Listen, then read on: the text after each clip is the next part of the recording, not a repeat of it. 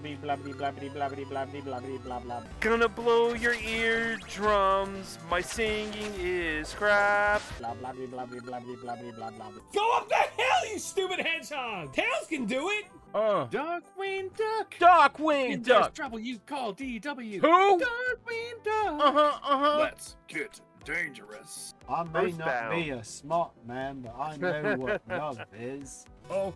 Oh,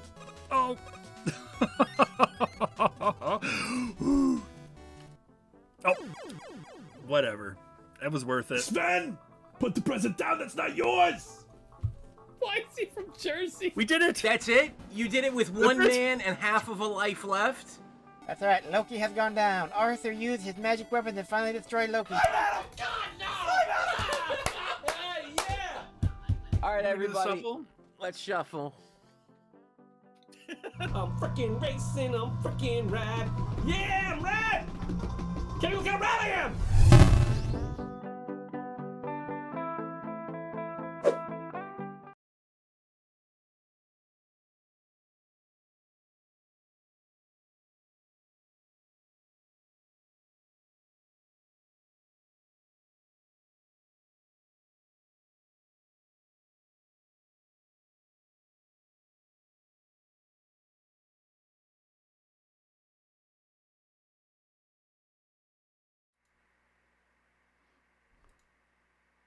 Oh yeah! Let me tell you something about life! You gotta take it by the horns! And take those horns and put it up someone's butt! Is this my first shooter? Have they never made another shooter? But no. Blah blah blah blah blah blah blah blah blah. All right. 1, 2, 3. Blah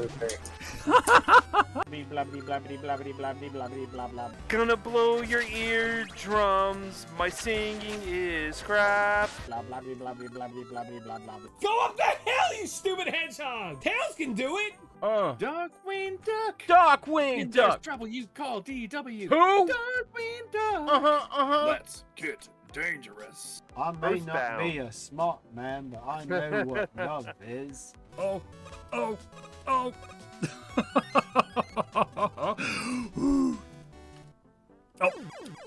Whatever. That was worth it. Sven! Put the present down, that's not yours! Why is he from Jersey? We did it. That's it? You did it with one man and half of a life left? That's right, Loki has gone down. Arthur used his magic weapon to finally destroy Loki. Alright, Wanna do the everybody, shuffle? let's shuffle.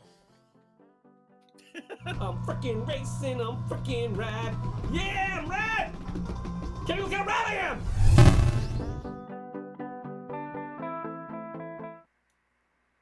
All right, we're back. I'm here. I'm finally here after weeks of not being here. Baron's here. Let's see. Let's see something, Baron? Hello. Welcome in. All right, we got Baron's audio. I got my audio. I got everything audio. Slippy's here. Let's kick this into gear. Let's go. Alrighty. So, last week, when Sam was out, we went through up to the 29th, up through the 29th of January. It is currently the 5th of February. So we have from the 30th on to today, and I think the last game we covered was Crime City. So top players golf is where we start today, talking about stuff. And I think we should start off by just talking about in general. As you can see, as I'm scrolling up here, the RA devs had a blowout of Saturn games. Oh yeah. And they had some kind of special event as far as just dumping a ton of sets that people have been working on all at the same time for the Saturn. So we've got essentially 2 pages worth of Saturn stuff. We are not going to go into detail of every single Saturn game. We're going to pick out some of the ones that we find especially interesting. But pretty much no matter what genre you're good at and you like on RA, they have you covered for Saturn games. They have some D&D games for your RPG needs. They have some fighting games for you fighter fans out there. They have some shoot 'em ups. They have some anime and tokusatsu themed games. They've got your Ultraman. You've got your Sailor Moon. You've got your Magic Knight Rayearth. We'll be getting to talking about those specifically as we go through. But it is very much the week of the Saturn. And coming down the line, just so you know, they are working to have a big release of GameCube games as well. Oh, really? Yep. Oh, I think that's awesome. coming. What did Manny say? I think, well, later this year. I'll just put it that because I don't remember exactly when he said it was going to be, but they've had a couple of false starts with the GameCube release, so that'll be a fun week too. So starting out with the list of games here, we've got Top Players Golf for Neo Geo CD. So this is yet another golf game that came out. We had what was it? The Pro something golf. Yeah. Looks like this is also SNK. So interesting that Neo Geo, both the MVS arcade and the CD here, got quite a few different golf games. Because you wouldn't, I don't know, golf doesn't strike me as like a really widely popular sport among the gaming crowd as much. I mean, certainly it's got its fans. It's a established niche. You know, you got the Tiger Woods games and the PGA Tour games that have been on almost all the systems. A lot of people But are it just they're very if you like golf, I mean it's a very very like strictly like niche like type of games that I've seen so far. Slippy says golf gaming is top tier. Real golf sucks. I haven't played real golf, so I can't agree or disagree on that matter. But definitely as far as not requiring you to go out in the sun and get dehydrated. I've never played. I suppose. I'd never played real golf before, so I mean I played the Neo Geo games and stuff like golf games on Neo Geo. They're pretty good, but never golfed. Maybe real golf is good. Who knows? Well, anyway, it looks like a pretty straightforward set. Basically, get par or better on most of the courses. Beat some of the special challenge type games. Get a hole in one on any course. And getting a hole in one is pretty hard, but if you can get it on any course, I think you'll probably end up getting it without really necessarily meaning to. It's a pretty straightforward set. If you like the golf games, this might be a pretty easy set. Next up, we've got Samurai Warriors Extreme Legends on PS2. This one looks alright. Now, interestingly enough, maybe not the Extreme Legends one, but Samurai Warriors was actually the first Dynasty Warriors game I played. Really? So, yeah, it's a pretty cool series of games. It's a very, I'd say it's a very classic, at this point, style of game that they basically developed. And now you've got, I mean, we talked about this before when we saw other ones coming out, but there's Zelda ones, there's Fire Emblem ones, there's Gundam ones. Gundam ones. That's the Samurai Warriors S game that I played. It was called Dynasty Warriors Gundam. It was really good. I mean, it was very enjoyable, that game. It was like all Gundam generations that were in there. You could play as like whoever, but it was same premise as this. Looks like a pretty tough set. There's a lot of endurance, what I call endurance achievements of getting in there and beating one character's story mode in one session, and beating on the hardest difficulty at that. Because these are not, I mean, they're not especially long games. You can do it in one session. It's not that big a deal, but that's going to be like a 3 or 4 hour session for a lot of people. That's like you said, it's endurance. Hey, what's up, Cosmic? Hey, Cosmic, welcome in. Let's see, hard difficulty, chaos difficulty, and then obtain different weapons, items, collect every common item.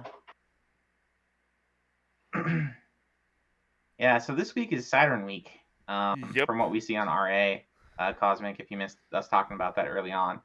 So we're not going to hit every game because there are a ton. There's a But lot of Saturn games. For pretty much every genre, there's even a Picross game. There's a Picross game. There's some jigsaw puzzle games. I might be getting into some of those. But all sorts. Not interested in Saturn. Well, There's a lot of good sets. dang, this just keeps going. How big is this set? Whoa, wow. Oh, that's okay. We finally hit the comments. But Oh my god! 290. Wow, that's big. Yeah, I mean there are some non-Saturn games too. We were just talking about this one, Samurai Warriors. So yeah, there you go. 2,000 points of Samurai Warriors achievements there. Mega Man X4 got a bonus set. I imagine our resident Mega Man experts, Knocker and Foxy, will probably be into this at some point. There you go. A lot of Buster only, no damage. And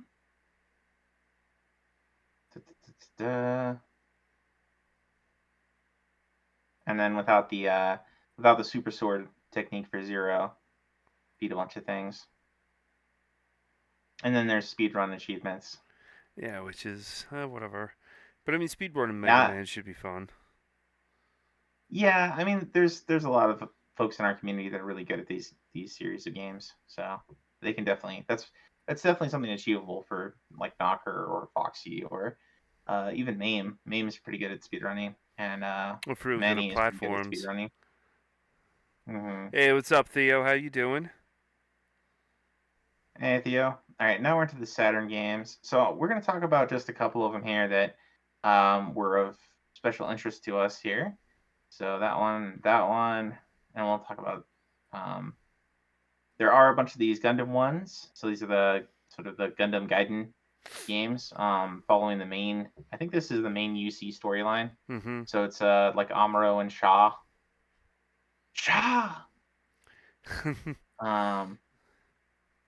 Ooh, these are not hard. These are not. I mean, like beat it on A rank, beat it on hard mode, but it's not. It's not a super complicated set. Yeah, it's not grueling.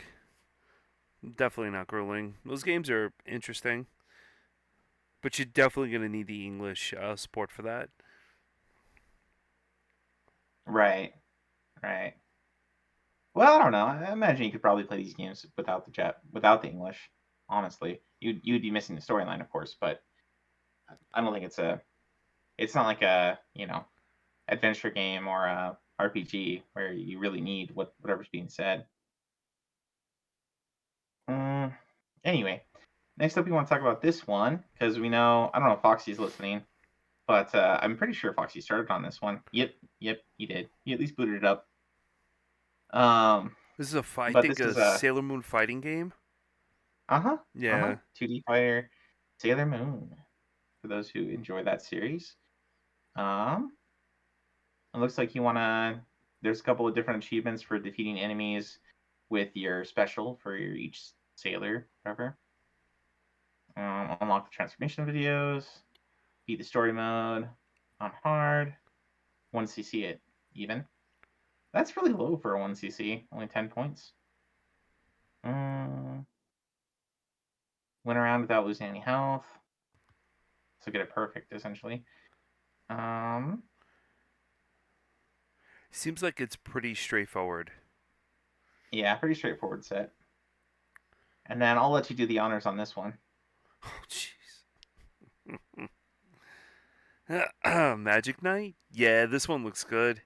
There's a lot in it, though. It's just like discover every single... There's 60 achievements in this total. It's like discover every chest, get every this, get every that. So there's a collectathon in it, that's for sure. And then of course you got the crystals that you all have to find, and you have to defeat like Alcyone or Alcyone's minions without not really taking damage. You can't heal, or you have to beat them with specific characters. So it's a little bit of a grind. I mean, but if you're gonna reset, before, like, let's say you fight Alcyone or someone, you're going to be back at the position where you were right before the save. Then you're going to have to go in the fight and then try it again. So it's a little nonsense here and there. I don't remember if you can grind out things. And there is the top part too with this one where they have to get that, what is it, Espeluna, and build their weapons. And I think that one you have to do damageless. Yeah, right there. Defeat Flash, Mr. and Mrs. Fu, yeah, and Fu, without second chances, meaning that if you die and you get back up, you fail it. So those are, of course, damageless. Oh, okay. So not damageless, but deathless. Deathless. Yes, deathless. There's a lot of Yeah, stuff in here that's damageless would be- deathless. Damageless in an RPG would be a little strange, but deathless. Yeah, there's a lot of deathless that's in this. All right, so there you go. So if you're fans of Earth, or if you're fans of RPGs, here you go. Ari's got you covered. The first game that I played on the computer was oh, I'd have to look at that one. I'll let Baron take over real quick for that while I look for that. All right. So next up, one that caught my eye for Saturn here was a this is a puzzle game based on the Ghosts and Goblins universe. So it's a physics puzzle game. I'm gonna go ahead and bring this one up as we're talking about it. And I think it's supposed to be kind of similar to the Incredible Machine, is what they're saying it's similar to on the site here. I want to say I feel like we've seen maybe Oaz play this one before. I know I've seen someone play it before. Steam game searches.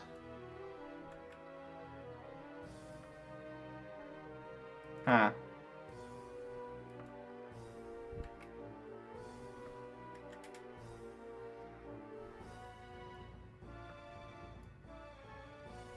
Oh no, super chill. This is what is it? The round oh my god. The RA review. Yeah, the RA review. It's been a very long Oh. day. But yeah, this is the RA review. So we're doing stuff for retroachievements.org. We're looking at the latest, the last week's worth of new sets coming out. And this week it is all Saturn. So we are looking at all the Saturn games that they came out with sets for. And one of them happened to be this one, which this is a long play of the PlayStation version, but probably same difference. It's a physics puzzle game with characters from Ghosts and Goblins. So pretty neat.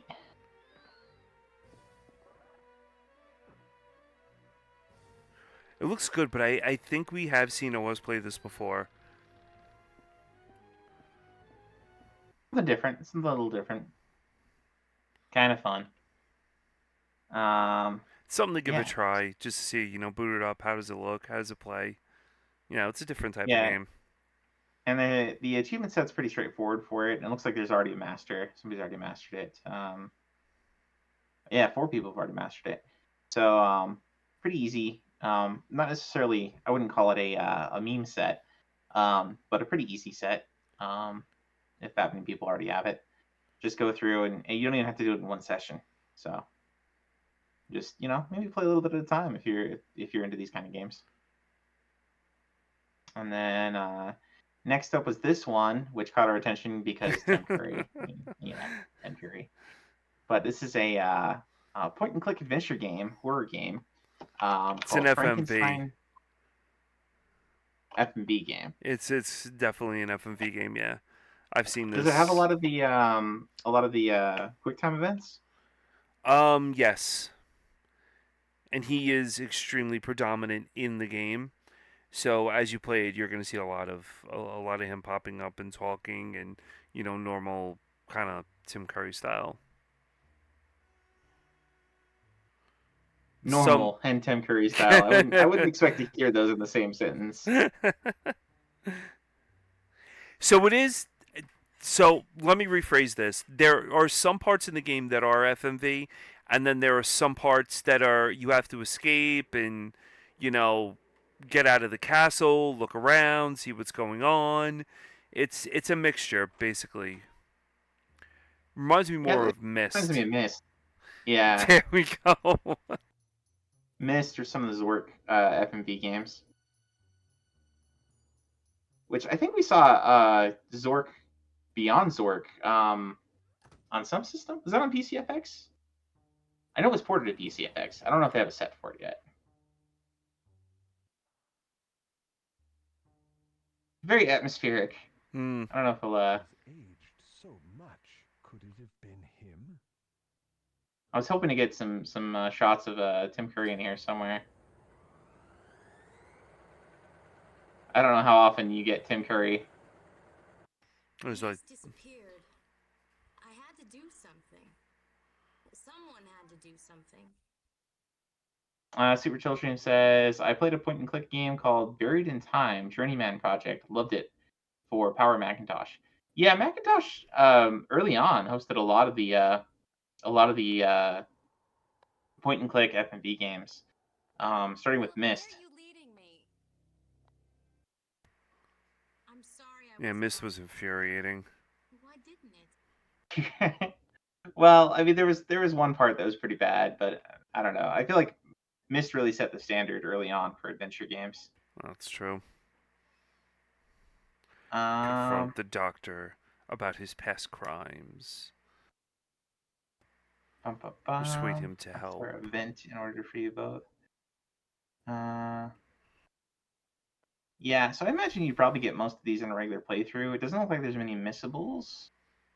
I guess you can miss some story options if you don't talk to people or look at things at the right time. Hmm. Oh, Chrono Gear started playing it.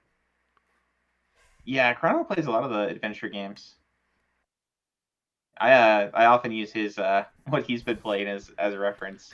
He does a lot of the visual novels too, and like the Ace Attorney series, which I'm eventually going to get around to doing and getting the retro achievements for. But good stuff. All right, so we talked about those. There's a Bomberman on Saturn. So Very good Bomberman, game. there's one of those. Puzzle Fighter 2 Turbo. So I think we've talked about Puzzle Fighter before, probably on, I don't know, maybe a Neo Geo version. But it's basically the kind of feeling PlayStation. There was a Puzzle Fighter for PlayStation, and they also put it out for Saturn as well. It might have been maybe arcade. like, there's an arcade one. There's the Dreamcast version. There's PlayStation. There's a Game Boy Advance version. Yeah. So this gets put all over the place. It's basically, if I remember right, it kind of plays out. Is it like Puyo Puyo? Mm-hmm. Is that right? Or Dr. Mario is another one that's kind of the same style. Yep. But you just you drop got, your. No, you wanna explain it, or you want me to? I was just gonna say it's got the chibi Oh, versions of the Street Fighter 2 characters. So and you were saying, as you get the colors, as you stack up the colors, you build up your super bar, which is in the middle. And as you build up your super bar, you go ahead and do attacks with like either the Hadouken or the Sharingan. And as you build that up, your attacks become more aggressive, dealing more damage to your opponent. So the faster you can break the crystals, the better off it is. This game actually branched out into Pocket Fighter. Pocket Fighter used the chibi style and the crystals in the game because this game was so popular. interesting. Cosmic says it's different than the Puyo games, and it does sound a bit different. You're not so you don't dump a bunch of garbage on the other character by breaking stuff on your screen, right? Or do you? I don't remember, to be honest with you. Okay. It's been a while. I know Let's about see. the super gauge and breaking the like the crystals and all those stuff, but dumping stuff I don't remember that one. Okay. Well. Anyway, if you like the Puzzle Fighter series, here's one of them on Saturn that dropped as well, and there's a Bust a Move as well, which is another puzzle game. You drop gems. There's a WWF game. There's a boxing game. There's Sakura Wars. Oh yeah. So this is a kind of famous. Yeah, I'd say kind of famous. Series of role-playing games, visual novels There's a whole bunch of girls that the main character is kind of gets involved with, and you got some visual novel dating type aspects to it, as well as I think it's a is it more of a tactics RPG? That's what the screenshot kind of looks Yeah, like. it is more of a tactics RPG.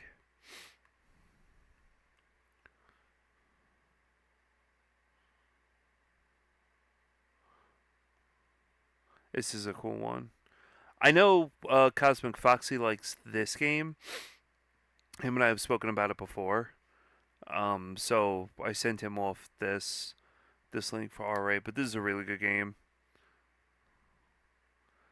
Yeah, The set there's is quite a few missables. it's a big Which I set. like the way visual novels typically go is you're usually going on like one character's kind of line, so you're probably going to miss.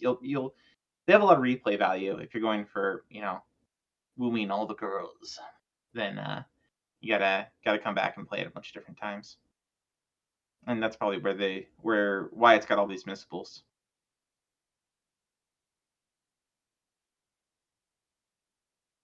I noticed there was something about a shower scene, so this may not be streamable. Doesn't say mature over here. I don't know. I don't remember. It's A lot been of so long since I've seen this. a lot of these games have some pretty spicy scenes. Another one that might have some spicy scenes. Mm-hmm. Got Gal's Panic. So this one plays. I think the style of game is called Kicks, where you are basically like outlining a section and like breaking it off, and while you're trying to like basically draw a box, you have some other enemy that may come and get you while you're drawing, and so you have to kind of like time when you're drawing things according to when all these other things are, all these other projectiles and things are maybe coming to get you. And in this one, you are uncovering pictures of cute anime girls. This one, there's an episode of Game Center CX where they were talking about a bunch of these in the arcade. That the main guy behind Game Center CX really liked. So I didn't get the impression there that this was a very spicy series as such. I mean, it's basically girls in like maybe a bikini at the worst, but not a lot of nudity. I don't think. Let's see, more cheesecake than anything. Yeah. So there you go. If you like this style of game, which can be kind of fun, and you like seeing cute anime girls, there you go. Saturn's got you covered. And we got this one we want to talk about. I think you wanted to talk about this. Stay one because away. It's so bad. Stay away. Stay. But we'll talk about. Not Princess Crown. Princess Crown's phenomenal. Yeah. So here we've got an RPG coming, action RPG from Atlas, developed by Atlas, that they put out, and this is the game that I'm going to give a try today. I've not really touched on much of the Saturn or Dreamcast libraries.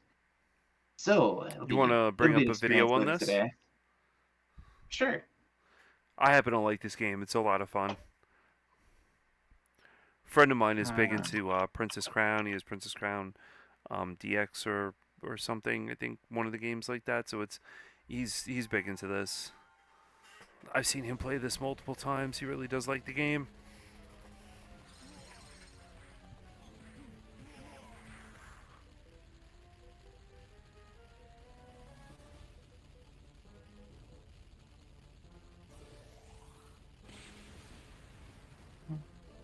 It's got a very unique style to it.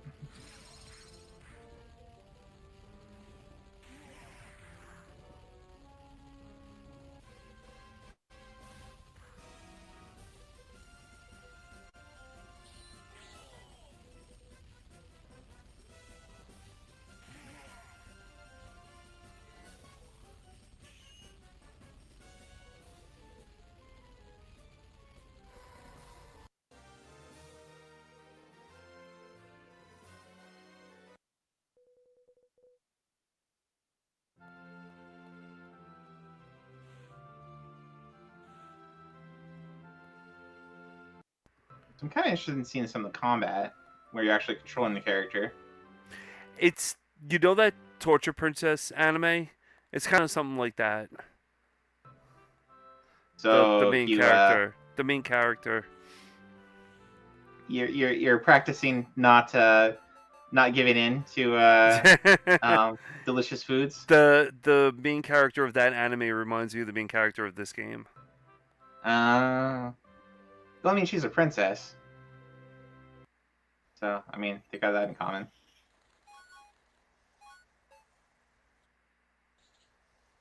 So it looks kind of like maybe like a 2D platformer type action. There don't seem to be very many platforms, but maybe more like 2D fighter sections. We have some fight scenes somewhere. Slippy says, this game sure has a lot of nothing happening. I mean, we might just be getting unlucky with where I'm like popping it forward to. Slippy, I thought you played this one. Oh, there we go. Here we go. Here's some combat.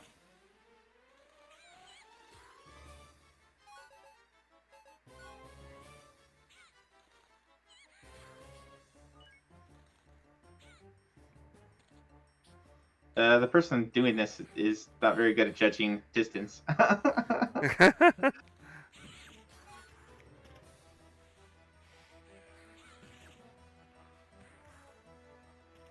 Okay, so it kind of plays out like a fighter. It looks like in the actual when you get into combat, but you might have like multiple enemies that you're fighting at once. So that's interesting.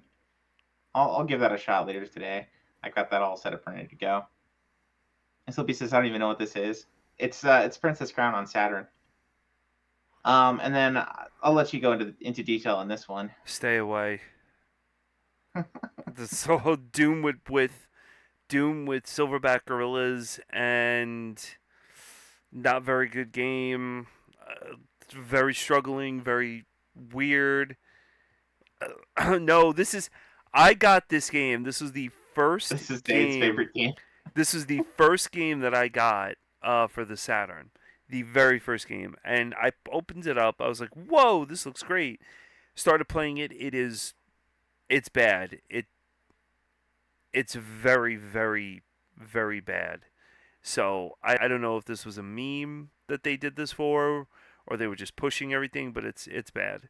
Yeah, if you want to search it, I mean, you know, they do sets for games that are, you know, really, really bad and really, really good. They're not very they eventually get to the mid games, but it's usually games like this that are the first ones to get set.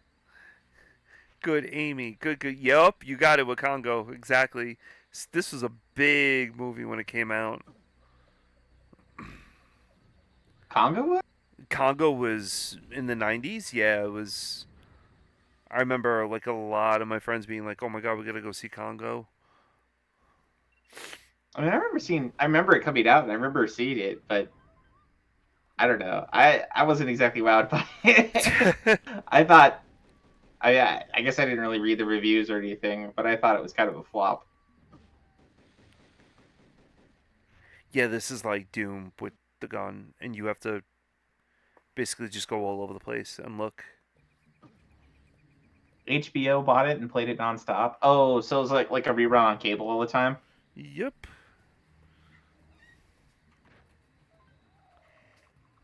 Somebody wants to offer promotion of the channel. No, thank you.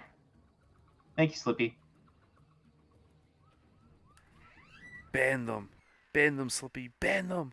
He did. Put down the hammer. Ban them like this game should be banned. I should say, hey, he brought down the hammer. There we go. Congo is better. Oh yeah.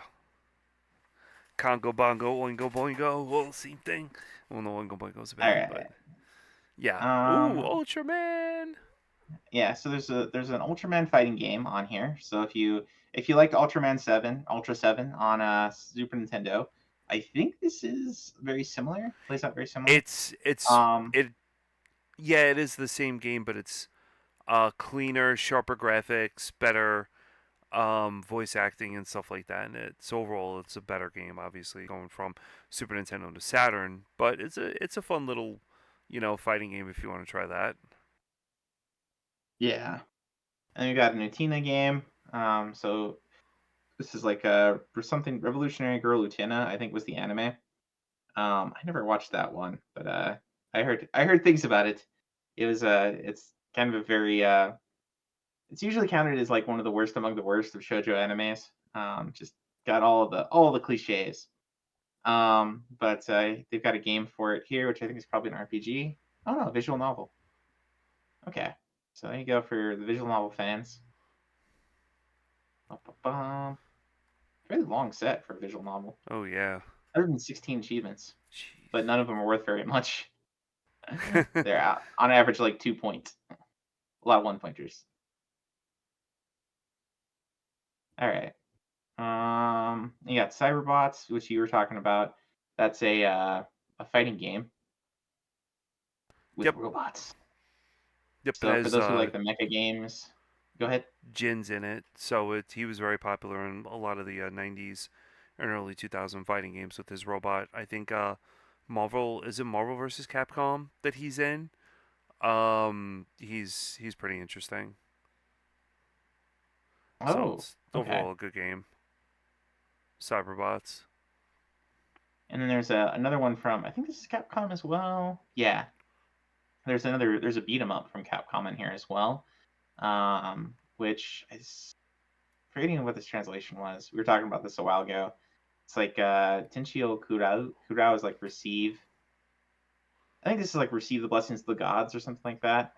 And then it's the Battle of the Holy Stone. I think Sekiheki. Tatakai's Battle. This was a popular series on Saturn too. Battle of the Rocky Cliff or Stone Precipice. Sekiheki is Rocky Cliff. Slippy says he uses his giant Yep. robot hand as a super. Yep, he turns red. Jin turns red, and his robot is red. And he comes down and the smashes Slippy. I just forgot what game that was that he was in. I think it was Marvel vs. Capcom, wasn't it? Yeah, I'm pretty sure he's in one of the Marvel vs. Capcom games. Speaking of which, I think there's a new. I mean, this is totally off the RA subject, but I think there's a new Capcom versus game that is coming out. I'm forgetting who it was up against. I think it might be Sega. It might be a Sega versus Capcom. Ooh, that'd be interesting to see. And we got a Suikoden game. So if you play those on PlayStation, there's a Saturn version. I think this is a shoot 'em up, Gun Griffin. This is a first-person piloting mech game. Oh. Where it kind of like those. What's the game that you like again? The mech game. Armored Core. It's like a first-person type of Armored Core. You could build out like your mech, attach parts to it and all that other stuff. Zone around, spin around, shoot, and everything. It was a better game when you had the 360 Knights controller that you could use. There's night vision that you go into, so it's kind of like this. Switch your guns over. You have a time limit. It's not the greatest of games.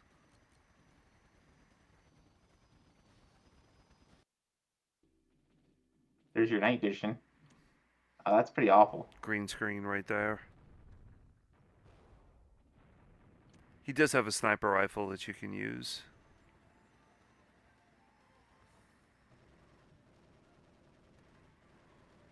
Yeah, this is one where the graphics really haven't aged very well. I have this one too. You float around, you shoot the guys from above. You have jets, thrusters, rail cannons. Okay, so this is almost more like a MechWarrior game, like the MechWarrior games that were on PC. Yeah, it definitely has a MechWarrior feel to it.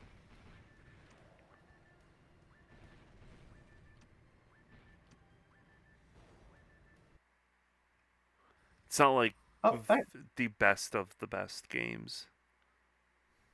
No, I think having seen the other one, Bulk Slash, I think I'd probably prefer to play Bulk Slash over Gun Griffin, but very similar too. I think this one was is this a puzzle game? Yeah, there's another puzzle game, Cleopatra Fortune. from Taito. So lots of Saturn games. There's a D&D collection. There's another one. Let's go to the previous page here. The This is the D&D front collection page. is a beat 'em up game where you play as 3 different characters, but there's also like an RPG aspect in it as well. Oh, see, I see D&D collection. I immediately think it's going to be like, Eye of the Mm-mm. Beholder or something. No, it's good. It's good. It's a solid game. I've Well, tried. okay, but Hmm? the, I'm just saying, like, I think, Eye of the Beholder, and Eye of the Beholder is a fine game, but it's like a dungeon crawler, Oh RPG. no, I know exactly. Yeah, a lot of people skip this one over because they think exactly like it's either a dungeon crawler or like a normal D&D game. And it really what they did was they made a like Golden Axe type of game right here, but put RPG aspects into it where you can level up your weapons, trade for newer weapons, go into town, talk to people, accept missions, kill this, do this. So it's an interesting game. There's 3 characters. There's a barbarian-esque guy. I think there's a dwarf. And there's like an elfish girl that you could play as. It's not a bad game if you're slightly into beat 'em up RPGs. Overall it's a fun game. All right, well, this one is maybe a little bit more straightforward of a dungeon crawler. There's a dungeon crawler one on this one called Dungeon Master Nexus. Oh, I've never seen this before. This one looks interesting. Yeah, Scud was on there too. That was I think that went just beyond. There's a new since I loaded the page, there was a new one on the other page, so pushed it down. But you got Scud, which is a running gun rail shooter, which I think was also an arcade, maybe. But yeah, there's a ton of new Saturn games as we've been talking about. That's a good question if it is an arcade game or not. Dungeon Master's good.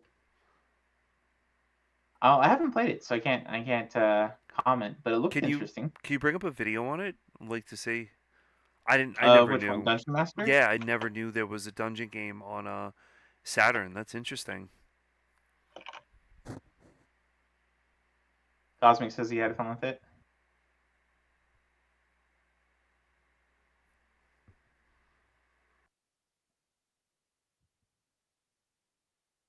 That's taking a long time to get into. Oh, it's a first-person game. Oh, this is like King's Field. Okay, I was expecting it to be from the screenshot. I was expecting it to be like a, more like dungeon crawler. We were talking about Eye of the Beholder, or Etrian Odyssey.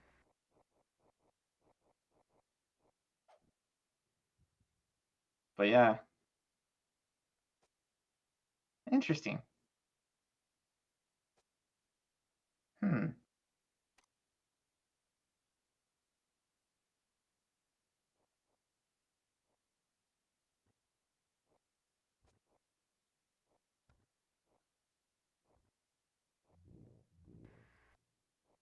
Well, okay, that's a very different style of game.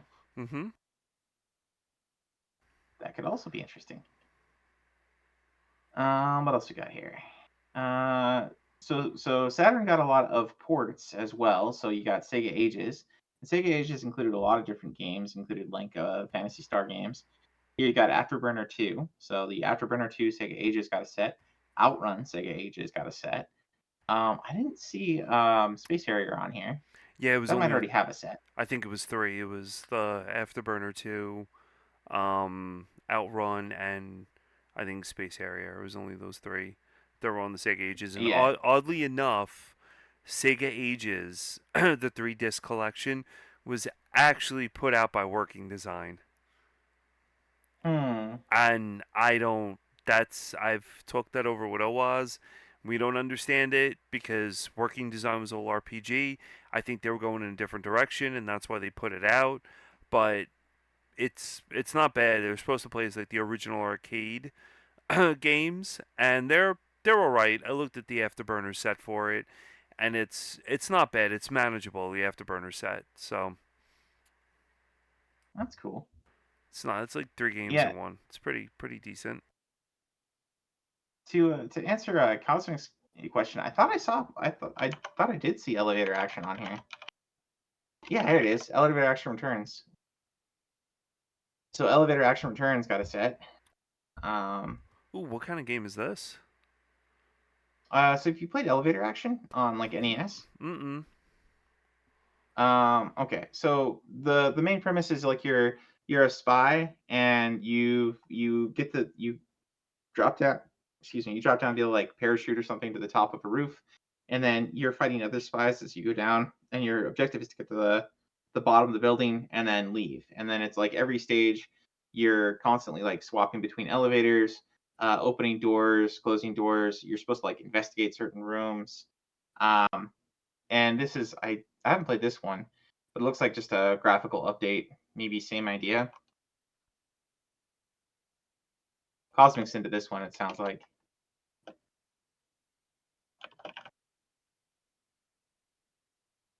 Best Saturn game. It's way different.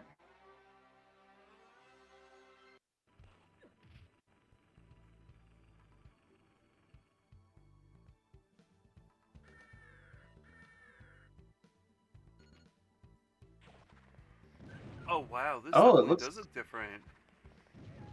Yeah, it looks almost more like I mean, it has like some of the parts that I would expect in elevator action, like the NES and arcade games, but it's like you got all these other weapons. Oh wow. So it's like it's almost more like Narc or something like that. Maybe not Narc. Maybe that's a bad example, but like definitely more action oriented.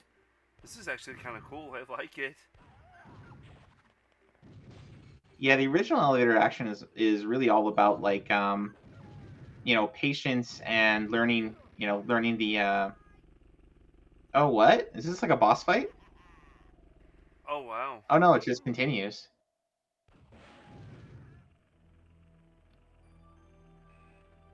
Interesting. This looks really cool.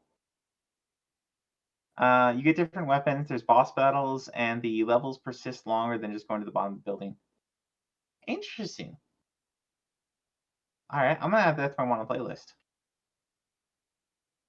That does look pretty cool. Alright. So we talked about a lot of these now. Yumimi is I looked at this one a little bit. It's a kind of a really strange, odd visual novel game. It's got like a lot of fantasy and science fiction elements mixed in. Was it ever an anime? I have no idea. I didn't dig that far. There's a pinball game for Saturn. Racing. Guardian Force. I think this was a shoot 'em up. I don't remember this one. Yeah, so they got shoot 'em ups. Outrun. There's an Uno on Saturn. This is not quite exactly the same as regular Uno, but if you like Uno, and since we were talking about Uno, we should probably shout out Cassie. She's all about that Uno. Oh yeah. Toss her a shout out. But if you played that, it's a card game where your objective is to run out of cards in your hand, to use all the cards you have, and so you have all these. It's obviously competitive. It's kind of like Old Maid in some ways, but other people put down cards, and you have to, before other players do, put down cards of the same suit or of the same. Like if they put down a 1, you can put down a 2. If they put down a 4, you can put down a 3 or a 5. And the next person has to match. If they put down a 5, then somebody puts down a 6, then you had a 4, you missed your opportunity. So it kind of goes like that. If you haven't played Uno before, pretty fun, just card game, and here's a video game version of it. I was gonna ask you what this one is. I'm not sure what this one is. Got a 3D fighter. Goiken Muyo, Anarchy in the Nippon. That sounds like a game I mean, the title sounds Japanese, but the Anarchy in the Nippon sounds like something a British person would say. Like Anarchy in the UK. It's like a play off of the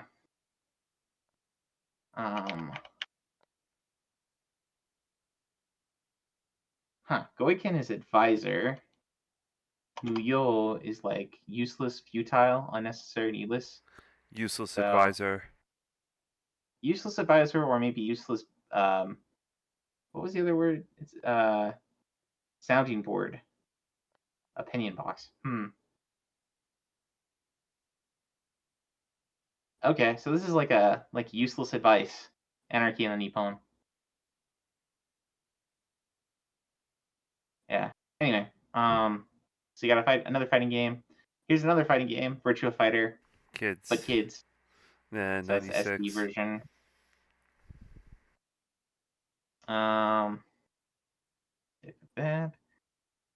See, there's a House of the Dead on Saturn, so you got your rail shooter.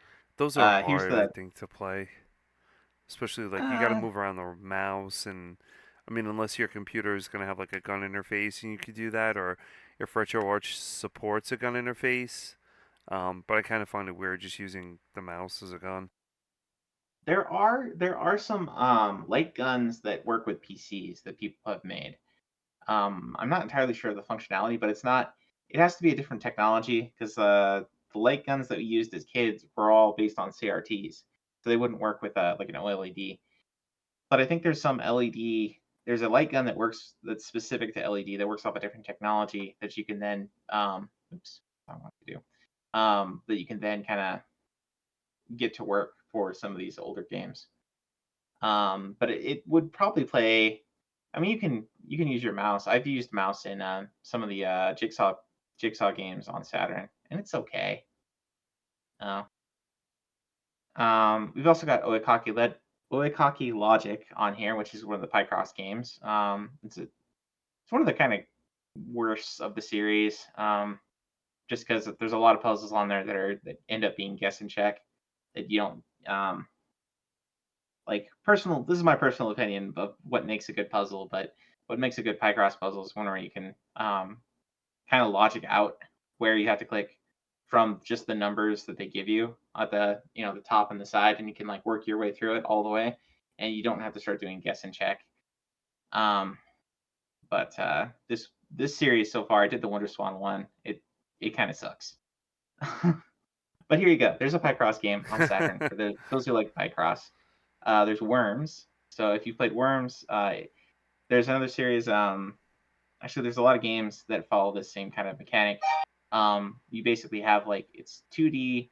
You have different characters on the screen. You can start throwing stuff at each other, like nukes and cannons and napalm, and you can walk up to some other player, hit him with a baseball bat, and you take turns between each character. They can only move a certain range, and they can do 1 or 2 hits within their turn. Pretty good series of games. I think. What is it? Oh, Slippy says he's gonna go read and go to bed. All right, man. Thanks for stopping by. All right, nice, Slippy. But anyway, Worms is fun. Hyperduel. I'll let you talk Hyperduel. Hyperduel is a good game. I think every game's a good game, but this one's exceptionally good. It's got a great soundtrack. It's good with the movements. Really, it flows better with shooters. I mean, you're not. It's not too fast, not too slow. It's a little bit for this set. It's a little bit harder because you have to beat things on hard mode and then ridiculously hard mode and then only on one pilot. So different areas in the game you could choose different pilots, which give you better abilities to handle the bosses. But overall, if you like really good shooters, this is definitely it. Master Welsh has this on his list to pick up. He's played this on stream multiple amount of times, so it's a solid game. Even the music is great in it. Cool. So if you want to try a shmup for the Saturn,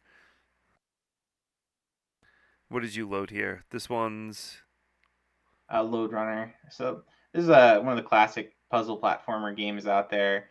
I think we had this on PC when I was a kid. I don't remember getting very far into it, Load Runner? but yeah, Load Runner. Never heard of that before. Looks like they've got an achievement for every level, so they got a ton of achievements, but they're not necessarily worth very much each. So anyway, there you go. There's a Load Runner set, pretty straightforward. Puzzle platformer, and they've got a multiplayer subset for it too. Interesting. And then there's a Clockwork Knight based puzzle game. So Clockwork Knight was a platformer, and I believe the platformer already has a set. Yeah, You it can see does. that over here. What the? So this is a maze chase game. Interesting. So they would try to make like a Pac-Man style game with the Clockwork Knight. Interesting. It does. It looks interesting. And this was just a prototype, apparently, so it might not be the full game. It might not be a full game, rather. This is Penguin War, Saturn gameplay.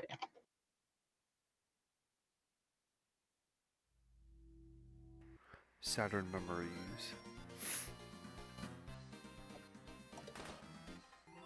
It's got the sounds too. God, I know those sounds from anywhere.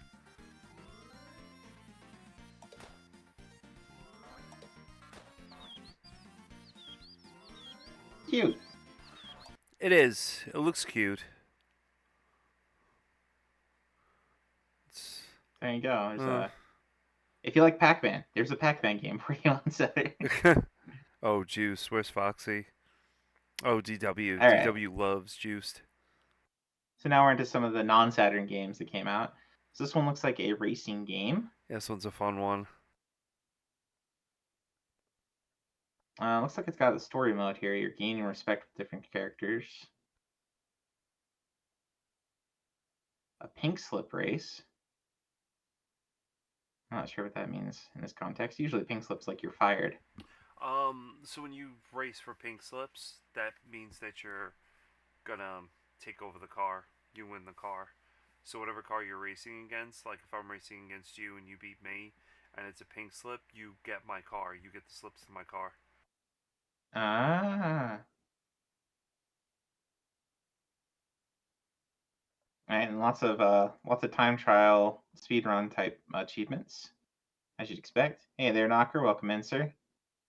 We are just going through this whole week's been very Saturn heavy, so we're not covering every single game in detail, but we're just kind of hitting the top level, saying there's basically a game of every genre here. There's visual novels, there's Picross, there's rail shooters, there's fighters, there's other fighters, there's Uno, there's Outrun, there's Magic racing Knight. games.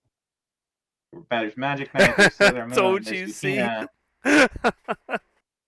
Yes. Very excited. Yes. Big smile on my face like the Kool-Aid man. But anyway, so we were just looking at Juiced for PS2. So some of the non-Saturn games, right? Juiced for PS2 is a racing game, and then there's a Tiny Toon Adventures game. I think we got Foxy to try this one out on Saturday. I think I had to leave before he did though, so I didn't get to see this one. But there's a new Tiny Toon Adventures game on PlayStation that came out, or not? It's not a new game, but a new set for PlayStation 1. Knocker says they're trash. That's too bad. The Super Nintendo one looks like a lot of fun. I've seen Foxy play that several times. We already talked about Elevator Action Returns, Virtual Cop. This is a shooter.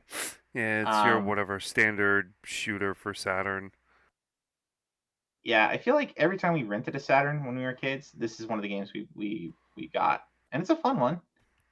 But it's pretty basic as far as rail shooters go. If it was up to me, I'd go for Time Crisis over Virtual Cop any day. Mm-hmm. Time Crisis is good, but what is that? Oh, it's a puzzle game? That's a jigsaw puzzle one, yeah. What is this one? Ninpen Manmaru. Looks like a collectathon, maybe? 3D platformer. Well, there you go. So there's a collectathon 3D platformer. So if you like Mario 64 or Donkey Kong 64. Here you go. Here's Penguin 64. Get this Penguin Saturn.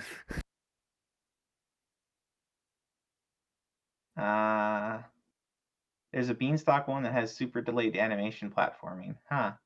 Cassie would love that game. She loves cops. Huh. Then we got another Odyssey game. This one's an action game. Quest for the Rings. Quest for the Rings. Looks interesting. Prepare your ears. Usually these don't sound very good Oh, on yeah. Odyssey. So we're gonna find one here and then get it make sure it's real low.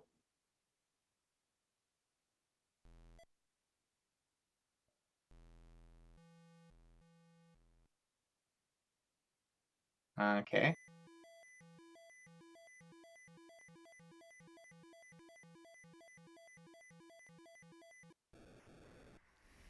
Hey, look, it's Godzilla.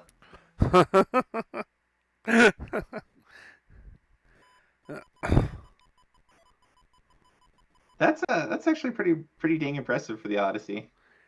I know. I would love to know what's going on.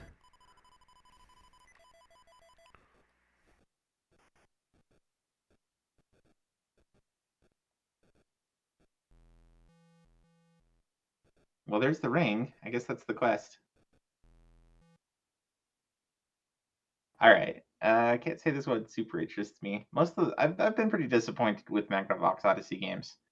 The Fairchild games can be pretty interesting, but Odyssey so far has been not the greatest Odyssey. All right. Next up, we got one. My friend Drake was really excited about this one. Yeah, this I is guess a he played it a lot solid as a game. kid. I have this one. This one was a pack-in with my Atari Lynx. It's good. I know I've played this game before. I think we watched somebody play it. Who was it? We might have played it on a Thursday club night at some point. Maybe not this version, Master but System Marceau, I think, also played this as well. oh, did it get ported all over the place? I think it was him who played this, and I know OWAS definitely played this too. Okay. Interesting. It's basically like a set of different mini games, and there's like there's hacky sack. They're calling it footbag here, but hacky sack. There's a skating game. There's a surfing game. And there's a biking game. So it's kind of a mini game set, kind of like the what is that one? It's like a track and field on NES. Yeah. I mean, obviously it's not the same Stadium games, events. but you got there's one for winter games too. It might be called winter games, but yeah, kind of a mini game set like that. So maybe kind of a fun thing to do, you know, every so often. Hydrate. I got my drink here. You can't see me on screen, but I'm hydrating. Maybe Wiseman will do the set. There you go. Oh, Snowboard Kids. Yeah, next up we got Snowboard Kids Plus on PlayStation. I feel like there was a Snowboard Kids for N64. Oh, there it is. That's listed over here. I'm pretty sure we saw Foxy do one of the Snowboard Kids. Excuse me. Foxy said this was smelly. What does it even mean? Well, so there's time attack achievements or speedrun achievements here. Get first place on the first four the first four courses, the next four courses with any character. I think it's pretty hard from watching Foxy. It's pretty hard to keep first in these games. Trip second place on a rock while you're on the lift. Yeah, there's some very specific things to do on certain levels here.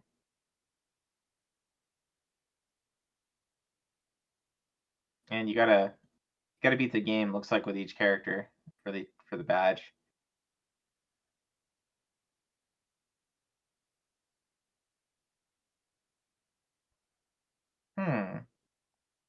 Seems alright. You gotta hit a lot of snowmen. 2001, the trick game. Who's playing Advanced VG on Sega Saturn? Well, Well, nobody I mean, on stream. yeah, I mean, I saw that and I'm like, oh, this is naughty. So, yeah. Yeah, we looked into that when the well, actually, Saiyan probably already knew about it, but I looked into that when we were talking about Super VG last time. I looked into that series, and yeah, that is not stream appropriate for most of the games in that series. I don't know how it plays as far as a fighting game goes, but there you go. So this looks like a puzzle game versus puzzle game of some kind. Let's see if we can get Master Welsh to play it. Oh, I'm sure he'll download it off stream. Yeah, maybe Saiyan will grab Advanced VG. Sure.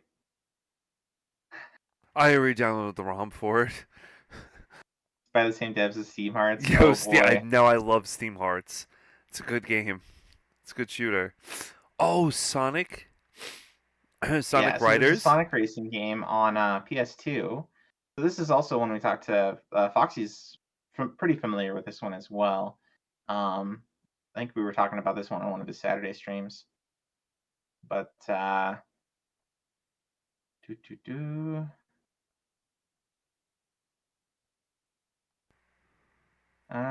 Seems like a cute little Sonic game. Yeah, these are. I don't know how this plays out compared to. I know there's one game where you're like on foot and it's a foot race and it's a 3D platformer.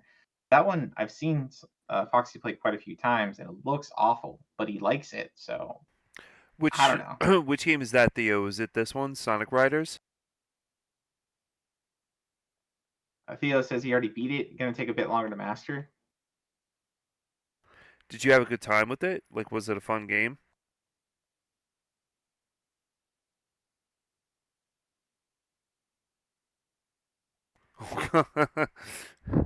Theo says he likes it. Huh. That's a was. There you go. Knocker says, I see another Jigsaw set came out. Yeah, I think there's 2 Jigsaw games. We'll get to talking about the Nihon Ichi one, but there's one with there's one that's like pics of glamour girls or something like that on Saturn. So there's one on Saturn. I think there's one on PlayStation.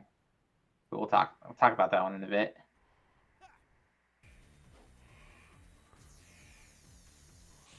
Oh wow, this doesn't look so bad. You know, this actually looks like some of the regular levels in like Sonic Adventure. Mm-hmm.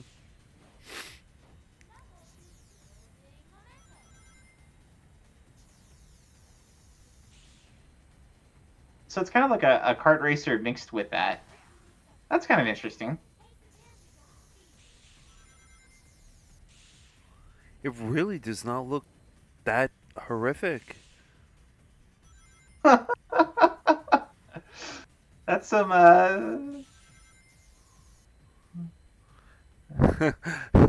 that's quite the compliment. It doesn't look horrific. I mean, I'm thinking, oh, this is gonna be bad. I mean, you got Knuckles surf, and it looks cool, and he's using his knuckles on the floor to drift. So backgrounds look pretty cool. It doesn't seem like a bad game. All right, except for that part, but I mean, it looks like it's pretty fun. I might give that a go at some point. Just I don't know if I'm in the racing mood sometime. And Advanced VG we talked about. Jigsaw Island. I'm probably gonna try this one. I already put it on my list. So this is Nihon Ichi. So this is kind of an interesting from a historical perspective because Nihon Ichi is the guys that do like the Disgaea series and I think the what was it, the Rhapsodia series. They do a lot of different games, and this is probably one of their earlier efforts as just a company putting something out. So it's kind of interesting from that aspect of like, you know, history of that particular company. It looks like a pretty straightforward set. You're just completing the puzzles. It's not endurance achievements of doing them in a single session.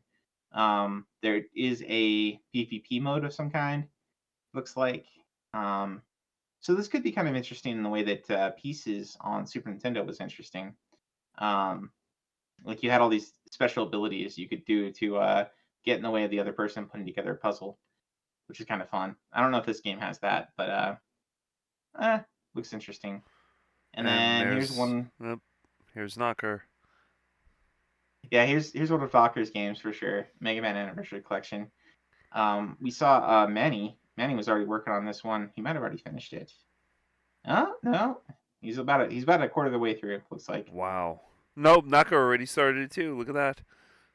Oh yeah, Knocker, you gotta hurry up. You're gonna lose to Manny. Get a couple games done a night.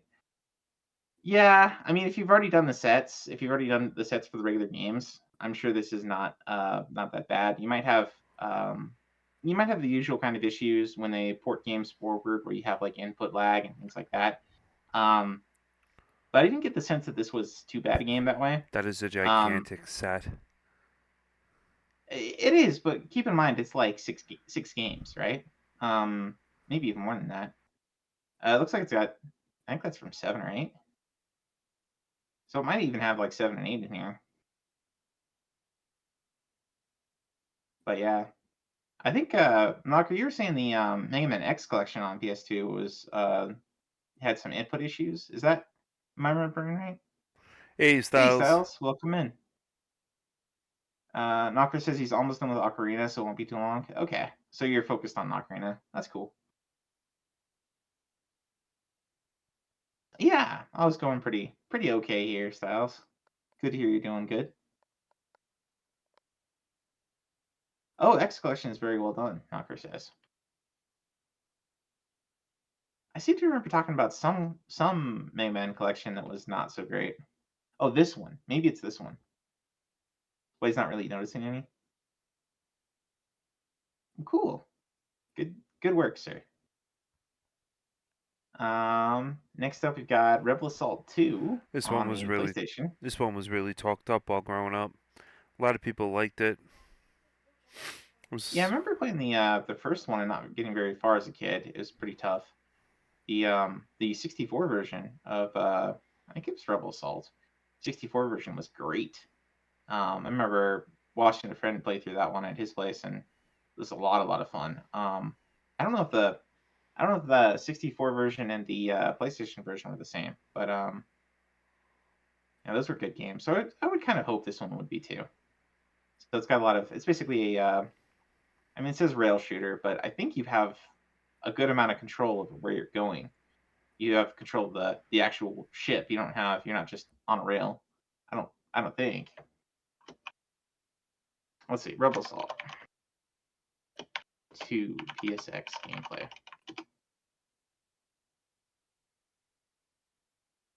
That's how you got to introduce to Mega Man, so you're sure. Oh, cool. Okay.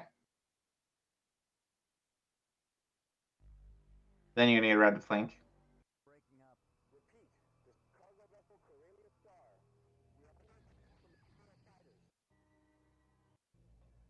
Okay, let's get to the combat here.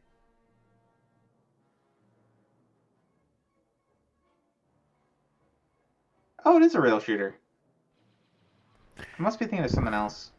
It's not bad. It was very popular when it came out. A lot of people did like it.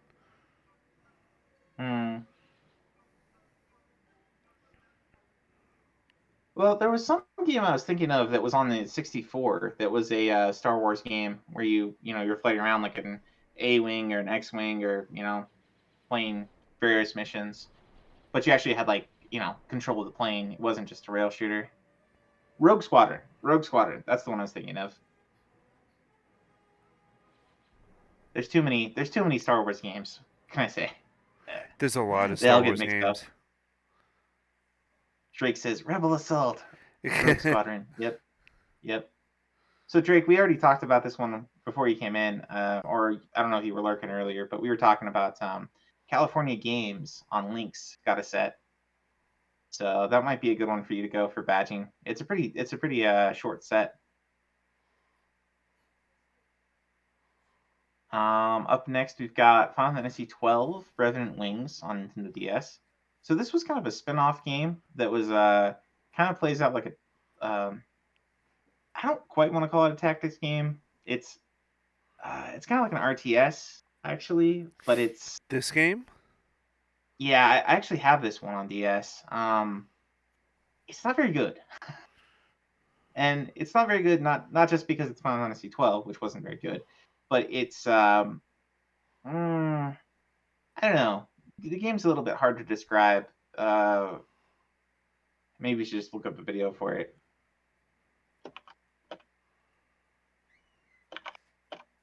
Revenant Wings.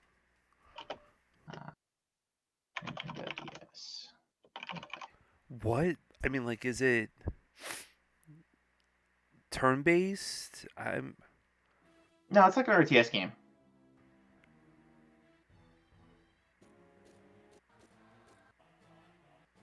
Okay, let's get to actual combat here.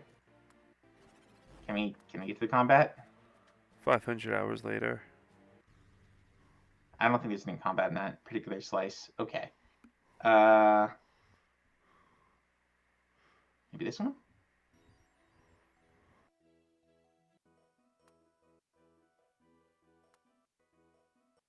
There's no combat there either. Final Fantasy Tic Tac.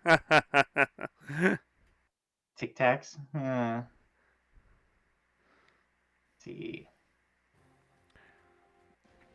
Well, look how they use the screens.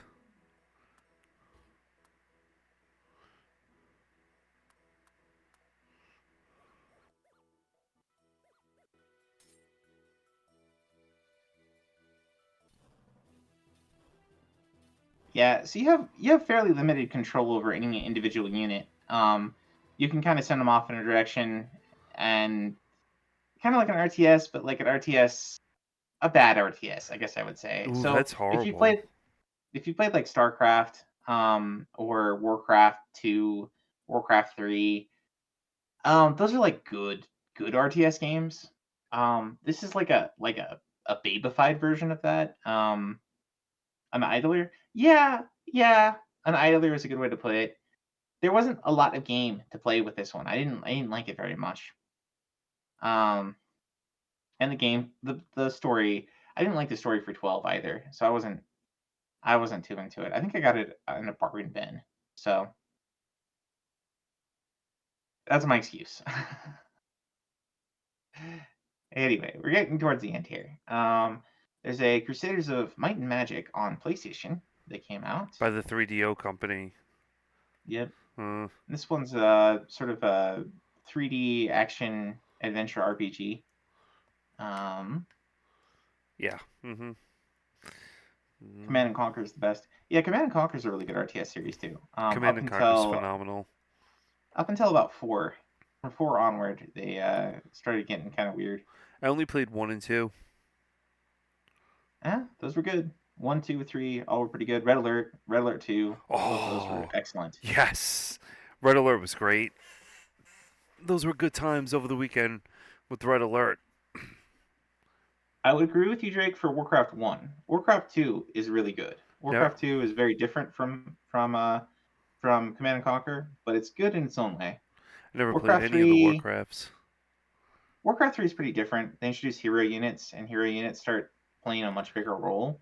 So it becomes less of a grand strategy and more of like smaller fights, I would say.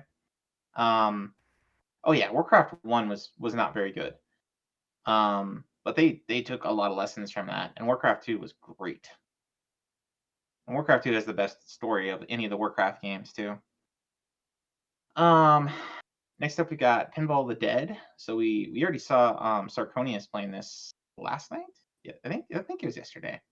And I think Cosmic had me playing this one. There was some time I was kind of in pinball mode, and he got me playing this one. It's pretty good as far as pinball games go. I'm not a huge fan of the House of the Dead series, but it's basically taking parts of that series and putting them into a pinball game.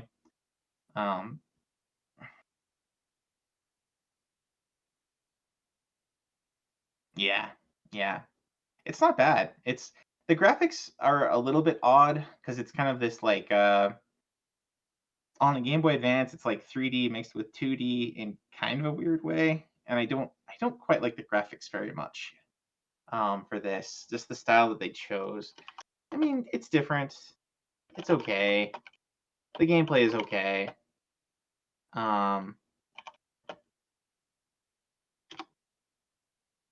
If you're itching for a pinball game, it's not bad.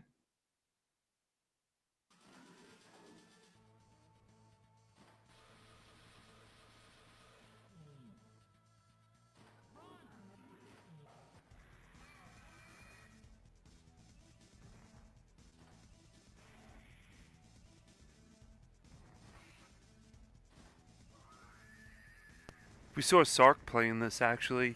This one really doesn't look so bad either. Yeah, that's what I was saying earlier, is that we saw Sarconius playing this one. Let's give Sark a shout out while we're talking about him. But yeah, it's okay. As far as pinball games, it's fine. And I think, are we up to Monster Hunter? We are up to Monster Hunter. So this is the other one that caught my notice, because of course, Monster Hunter. So this is basically in the Monster Hunter series, there's the first one on PS2, and then there was an expansion to it called G that came out that didn't come out to the US, but they made the portable version on the PSP, and they did take that and bring that over here, and they called it Freedom when it came over here. And this Monster Hunter, the series, actually only really got big because of the PSP games. The being able to go on monster hunts with your friends and 4-player co-op kind of really hit off the series. Drake says, I don't know, most pinball games aren't that good compared to the real thing, but they can be fun. Yeah. Freedom for Ice Hunter. Yeah, not quite. But anyway, Monster Hunter Freedom.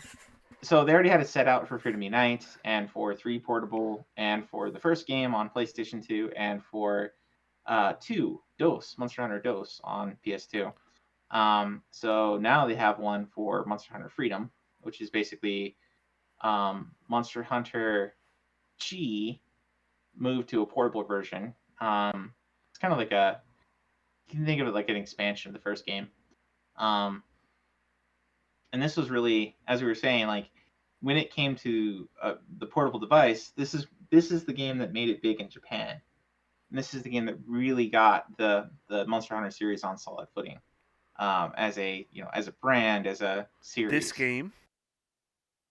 Yeah, the portable. Oh, okay. The Monster Hunter games on portable. I think portable was bigger in Japan than it really was here. Yeah, people like in Japan, I think what would happen is like people would be playing their PSPs like on the train to school or on the way home or things like that. And there's just a lot more opportunities to play with people, and it was a more, maybe because Japan's a higher trust society, like you could have something like a PSP out with you and not fear it getting stolen as much in Japan. Yep. Probably.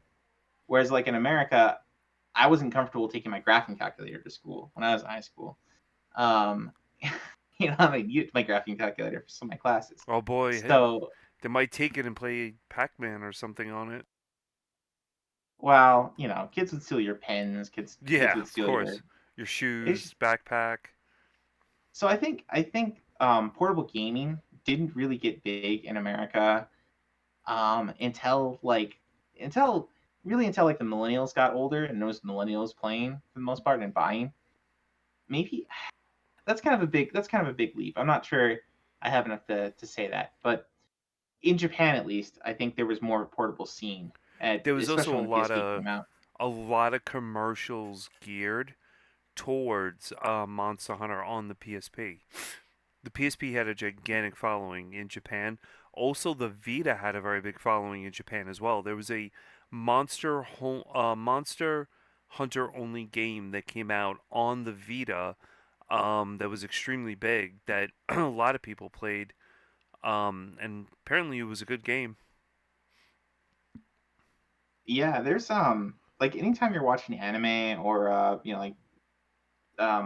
drama series, in Japan, and somebody's whips out, like some kind of game system, every time they're gonna play either Monster Hunter itself or some like essentially the anime version. Like you have McDonald's becomes WickDonald's.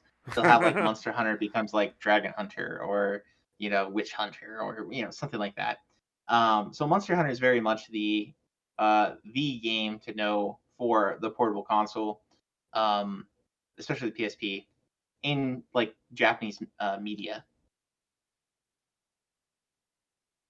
Drake says the Vita was great. I don't get the hate it got, other than the proprietary memory. Yeah. I don't know. I The never Vita really was heard a lot of great. hate for it. What I've heard, different things on the Vita here and there.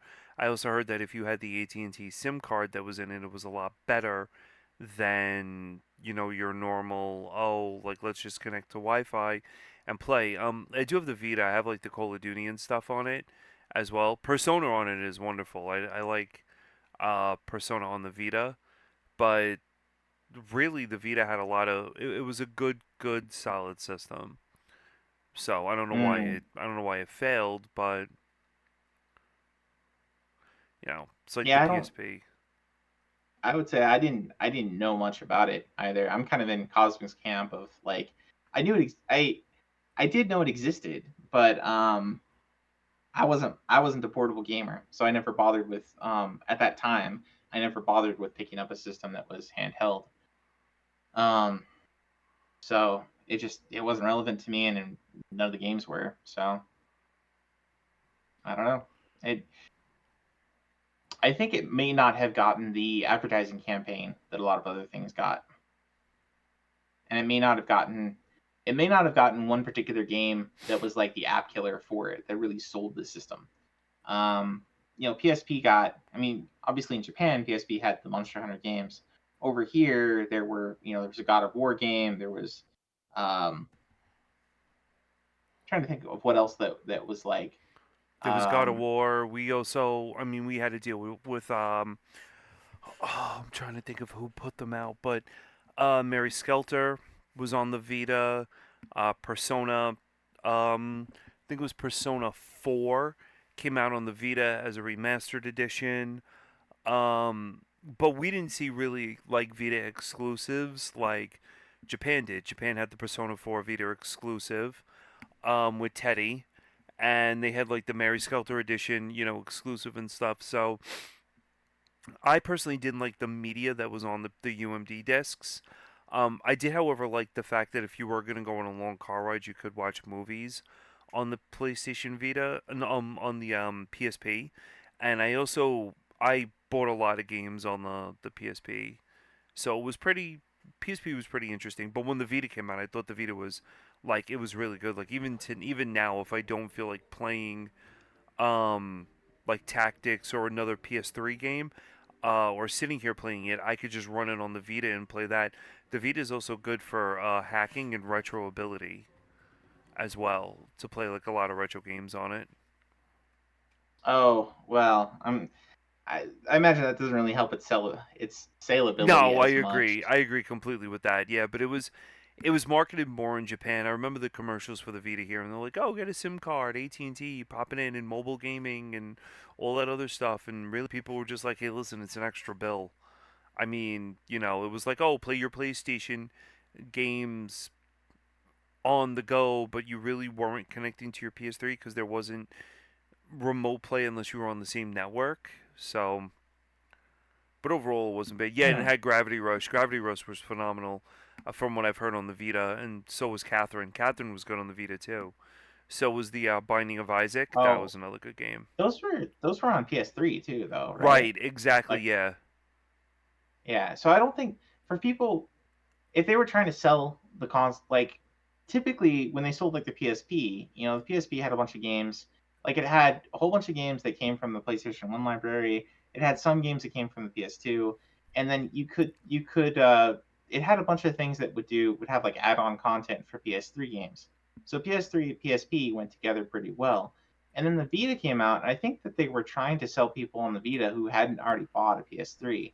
And what they should have been doing probably was trying to market it as more of a companion Mm-hmm. kind of device of some kind. And it sounds like if they're releasing like Catherine and some of these other like Gravity Rush and things like that were already on PS3, it's like if you already have those on PS3, if you already have them on PS2 or whatever, are you really gonna want them? Are you really gonna want a scaled down version to go? I don't know. Anyway, moving on to other stuff. So one of the other games here that got another game that got a set here is Charlie and the Chocolate Factory, and I just brought up the gameplay there. It's a collectathon, apparently, a 3D platformer. I'm really super surprised that they made a game based on the Johnny Depp movie. That's kind of crazy. Was it based off of the Johnny Depp movie? That's the one. That's who it's got here. It's got the Johnny Depp as that. Oh wow. But yeah, I feel like that's another movie that kind of I guess it did moderately well, but it's surprising that they got a game made for it. Maybe they did it like at the same time. Anyway, if you like collectathons, there you go. There's a pretty short set for that one. Next up here, we've got Mickey's Ultimate Challenge on Game Gear, which is a puzzle platformer. Really short set. Not worth very many points. This might be kind of a meme set.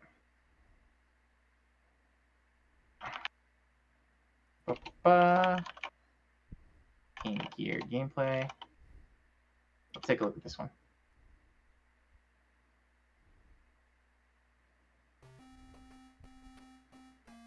Oh wow. Yeah, this is a bit rough. These are really bad graphics for Game Gear even. Because like Game Gear has a version of I think Land of Illusion and some other games that look pretty nice. Almost like maybe not quite a Genesis game, but basically on par with the Master System. And these are tiny sprites without very much detail.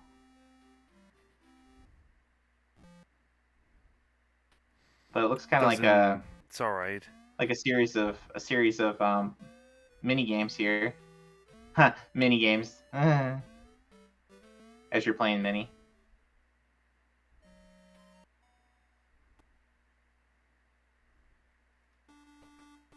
Yeah, Game Gear is a Master System. So yeah, that's pretty sad. Graphically, anyways, that's pretty sad. But if you want to get all the Mickey games, there's yet another one. It looks like this came out on multiple systems too. Interesting. Mickey games. Yep. Next up, we've got one of the Mega Man Battle Network games, number 5. I've never played any of these. DS. I actually bought the Mega Man Battle Network for what was it? The Switch when it came out. Haven't opened it yet. Oh, I got that from my nieces too. It's got like I think it's got the first 5 games. Did they like it? Have they played it yet? I don't think they've played it. I don't think they've opened it. Actually, no. I think I opened it because I wanted to make sure I got the gold coins or whatever for physical release, whatever. But I don't think they've played it at all. So it's too bad because I played through the first one and I think I played through the second one, and they're both pretty good games. They're not very complicated. They're great if you have younger people. Maybe if Kid Drake, maybe I don't know if he's into RPGs, but this is a good entry into RPG games for kids. It's got some action elements. You kind of if it plays like the earlier games, your character is out on like almost like a little board, and the enemy's on the board, and you have to like move around and actually fire at a certain time, and you can fire throughout for 1 damage hits for your regular hit, but then you'd play cards to actually do like a more either an elemental attack of some kind or something that hits with heavier damage, but it does have like a specific range and a specific like area of effect. So it's got some interesting elements to it. I thought it was pretty good. It's the performance of the game on the Game Boy Advance. The first two was not great. The music would get caught and stuck on sometimes, and which is kind of painful to the ears. But this is one of the DS Is ones, this like a so tactical RPG-esque type of game? well, kind of a mix of. It's very unique. I'd say it's more like a turn-based RPG than like tactical, because you're only playing one person at a time. You're only playing one person. Period. That you can use cards to summon in different things, but the turn-based RPG with cards, I guess, is maybe one way I put it, with some action elements. Okay. It's a very unique game. Worth checking out if you like those games, if you like the Mega Man games. Yeah, it is in real time. Yeah. Oh, it is in real time. Maybe I should bring that. Bring those up here. So See this what it is looks like. Mega Man Battle Network 5 DS gameplay.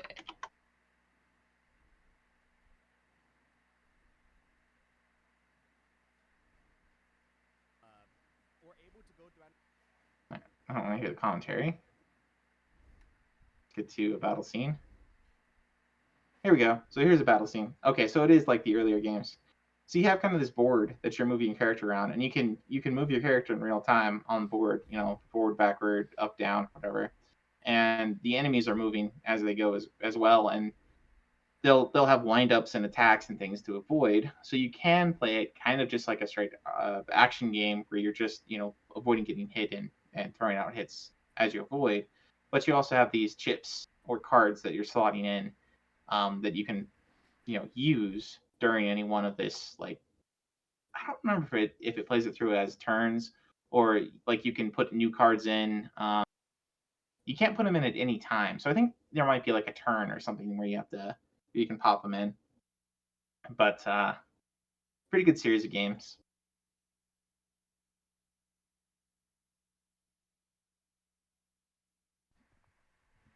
Yeah, there's like a Definitely try 'em timer. out. Oh, and there's a timer. Yeah. What about And so abilities? you can. Like, do you get items from enemies and all that stuff? Well, you get so I was talking about you get these different chips or cards that do different things.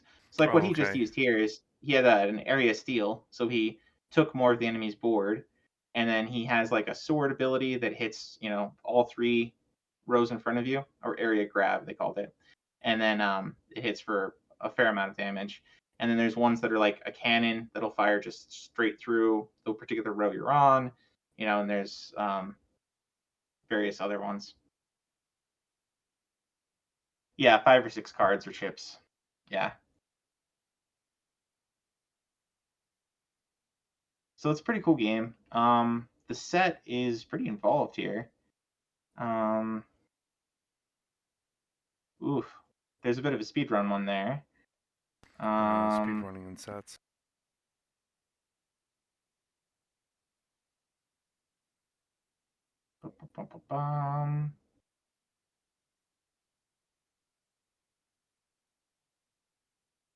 Yeah, I'm eventually gonna play through these on RA, starting with the first one. They're also I would say if you're looking to play some games in Japanese that use very basic Japanese, these games are good too. Now, with the card system that Cosmic mentioned, do the cards go away, or do you have to buy more cards? Like, how does that work? So you get card drops as like when you defeat enemies, you can buy them in shops and things like that. I think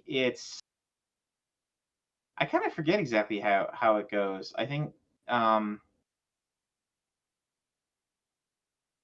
you get a random assortment of them, of the ones that you have, can come up as selectable in any given round.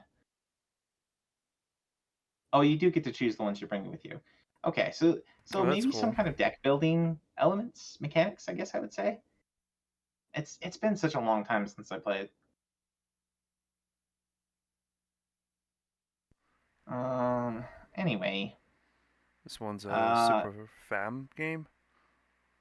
yeah. Up next, we've got a game called Little Magic, which I've never heard of before. It's a puzzle game. Without dying or restarting. Interesting. Seems So you like do a have couple some. of people touch this. Yeah, you do have some kind of endurance type achievements here, endurance or deathless. So this might be kind of like Kickle Cubicle or something. Let's see. Little Magic, SNES, gameplay.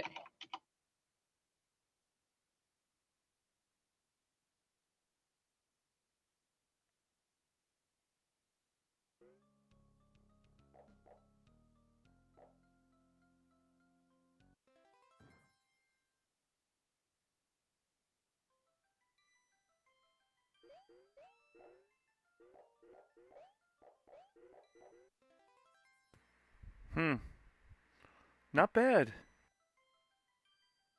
Yeah. Okay. So looks like a very maybe kind of like Adventures of Lolo or Kickle Cubicle.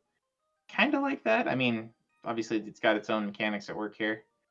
Looks like you're trying to get this fire thing into a particular spot. So it might have some kind of like Sokoban type elements too. That looks fun. It does. It does I'm look gonna- fun. I'm gonna add that to my list. All right, and that is it for today for our for new sets. I mean, we didn't talk about everything here, but I think there's a Mortal Kombat trilogy there. But yeah, there's lots and lots of Saturn games this week, of pretty much every genre. Oh, and a new one, right as we're talking here. Fisher Price Firehouse Rescue. Here we go. Here's the meme set of the week. It's another educational game for Fisher Price Firehouse Rescue for the NES. Pretty straightforward set. Just finish all the levels. There you go. Watch VCG get this, or Manny for his peak streak. All right. So next up, we want to talk about what the community's been doing. We are at 8 o'clock, so it's been about an hour and a half. So I think we're still going here. We're 2 hours. We're going on almost 2 hours. Well, no, about hour and a half, because we started about 6:30. Oh, all right. A little bit before 6:30. Okay, so we want to look at the weekly starting at last week.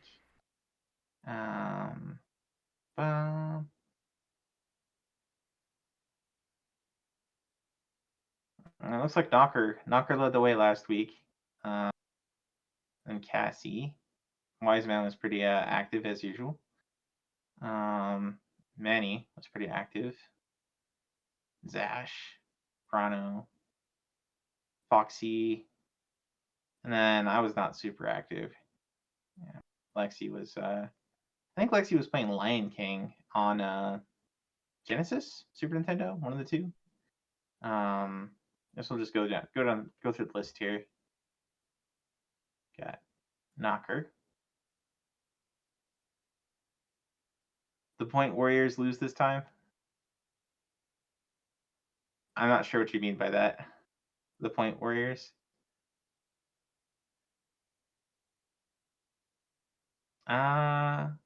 You batched this a while ago, right? Like you just put this up to play it or something? Anyway, as he was saying, he's been working on Ocarina of Time. I saw quite a few badges mentioned. He got the Super Turrican badge. That was that was a new set last week, and Ren and Stimpy.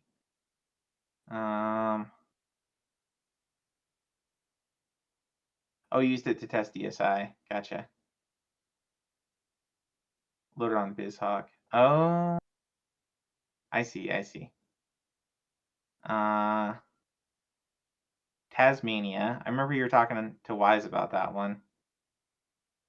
This is Tasmania on the Genesis. Taz is a mess.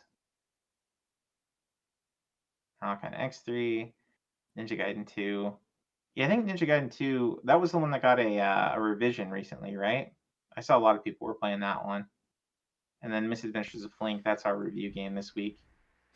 Oh, he got it. He got it for review. Flink, that's awesome. Yeah, that came up as our review game this Two week. Sega CD games in a row. Well, I mean, we had Yeah. we had 2 other games between that and Palpable, but yeah. And then next up is we could talk about Cassie. Cassie sort of kind of she doesn't frequent this channel as much, but we all know her. Disaster Strikes. So that was like 2 weeks ago that set came out. Playing some Adventure Island. I think I caught her playing that on stream a bit. Playing some Final Fantasy Chronicles. I think that's the PlayStation one. Yeah, PlayStation. Dragon Spirit. I think Foxy mentioned that was one of his favorite games. That got a set. I want to say like 3 weeks ago, a month ago. Those are fairly recent. And it looks like she got some of the Super Turrican set too. So she's been busy. She's an acquaintance of sorts. Yes, indeed. And Wise. He's been working on Castlevania 1. Wise on man NES. plays whatever wise man plays. Yeah, he kind of goes from one game to another pretty quickly on his streams. Like I'll check in with him and then go do something else for a while, come back and he's playing, he's on 3 games since after about like 2 hours or so. But he's been working. He got Master Blaster badge last week, I think, and one of the Ninja Gaiden 3, I think was the one he was working on, and 2. Looks like he got 2 badged. Oh yeah, it looks like he's tried a bunch of things. Wizards and Warriors, Joe and Mac, Happy Barrel. Joe and Mac is fun. Area 51, that's a Saturn game. It's a weird Saturn. It's a gun game. He switches between games because he doesn't keep his attention for long. Yeah. Yeah, that's true. Alright, and then we got Manny and Zash. Chrono's always usually up with us. Yeah. Ooh, that's a good one. Continue to work on Yu-Gi-Oh! And work on one of the Galaga games. So Manny's doing something interesting called the Peak Streak. And Peak Streak, you get special privileges in the RA Discord if you can get a Peak Streak of 30 days going. And basically it's get a badge, 1 badge a day for as long as you can. And you continue your Peak Streak as long as you get badges on a daily basis. So Manny has been sick through some of those days and still managed to power through it and get some of the stupid simple sets. So he's got a lot of beam badges. But he's got that. I think this is one of these is probably Peak Streak. And he's also junior dev. So he's been pretty active in the RA community. But if you ever need to find games that you can badge in a day, he's now got a ton of them on his board here. So he's a good reference for that. Yeah, and he was playing the Mega Man collection the other day. Yeah. That Yu-Gi-Oh game is a lot of fun. Mm-hmm. He's been really destroying games. Jeez. Well, Zash, what's he played the last 5 games? Let's see. Yeah, Zash rocks through platformers and shoot 'em ups too. Oh, Gunstar Heroes. Oh no, Gunner's Heaven. That's it. Is this a shoot 'em up? No, it's a 2D platformer. Where did he find this? Interesting.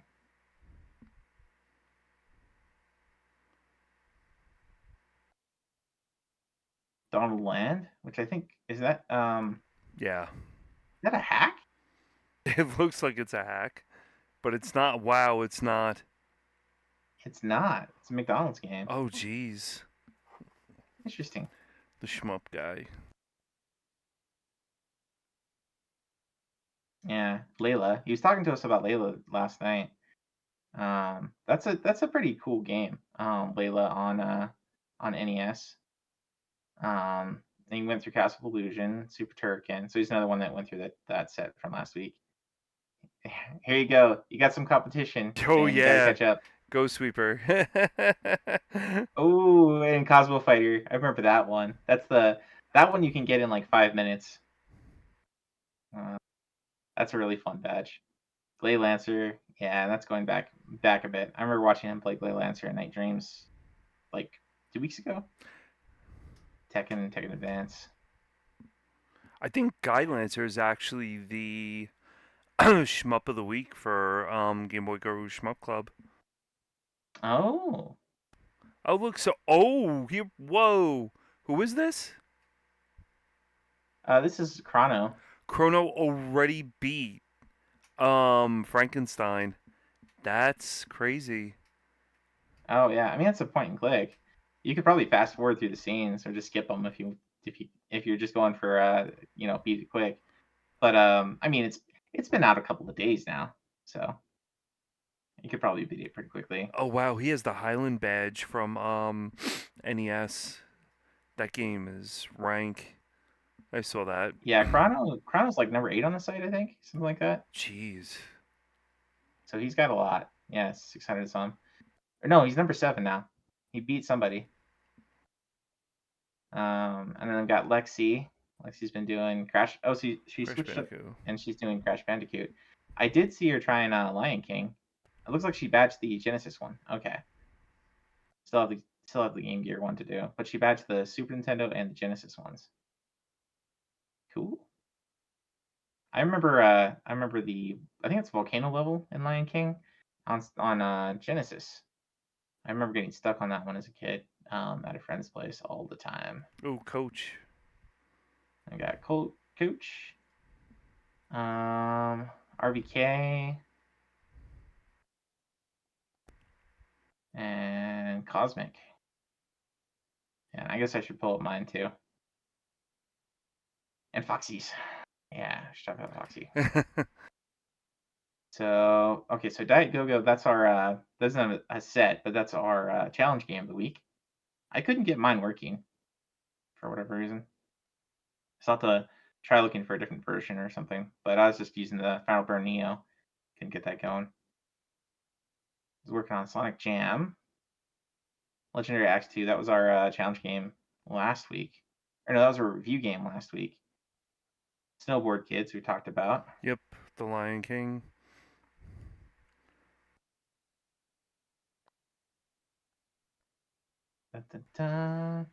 And he did boot up Sonic Riders. That's cool. And Sailor Moon R. Wait, that's not the one. That's not the new one. Okay. I think the new one's from Saturn. Right. So yeah, I think a lot of these were the Saturday stream, the breakfast stream stuff. And then I booted up Princess Crown because that's the game I was gonna play tonight. Got it working, and I played a little bit of this during my lunch break today because it's Monster Hunter, so I created a new character. And you got the Pop Flamel badge. Yeah, I got the Pop Flamel badge this week finally. The last part was actually not bad. Finishing under 5 hours. I finished at about 3 was what the in game time was. So I had about 2 hours of wiggle room, and I think the world record on the game is like 1 hour 40. So it's really not too bad. It's not too bad of an achievement. And then I've been grinding away at new Tetris. Grinding away at Japanese Coach. Playing some Guru Men. Played some Phantasy Star because that was the request game from Drake. And played some Dragon Scroll from last week. That was the RA review game I chose last week. And I started on the Picross game. It seems that, yeah, Ochan. Yeah. 13%, not a bad start. Well, I think that's like maybe two achievements. Or no, maybe it's more than that. Okay. So it's like the first 20 puzzles. Yeah, those are only like 8x8s though. So you will play Final Fantasy Star and you will love it. I do like it quite a bit. I'm gonna continue playing it on Thursdays. So that'll be my Thursday game, my request game. I also gotta start up Pac-Land and continue on Disgaea. Yeah, request games. And then Cosmic has been playing some Super Mario World. That is a classic. Ganchan. That's That was the wait, game from last week, I think. was it last week or 2 weeks ago? I think it was No, I guess last it was week. last week. Last week was that one. Yeah, it's like a Pac-Man-esque kind of game, but very much its own. Very much its own thing. And then the review game from the week before that, Space Ghouls, and the other challenge game from the week before, Afterburner 2. And he booted up Diet Go-Go because that was the challenge game this week. And then RBK started up some Shining Force. There's classic. And Gunnack. I think Wiseman has worked some on this too. Gunnack? Yeah. He has right there. Yeah. And Rev. Hey, what do you got? All right. I think that covers our community here. Yeah. You need to get on this board, sir. I do. I am non-existent.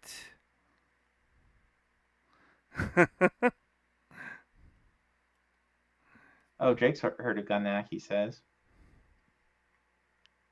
Heaven's Fury wishes you the good RA work. Yeah, I get that seems to be the thing to do on RA on people's profiles. Keep up the good work. Keep up the good RA work. I don't know if VCG started that, but I've seen that on a lot of profiles, not just from VCG. You know, people, if you guys want to post keep up the good RA work on my board, we can consider that to be a meme.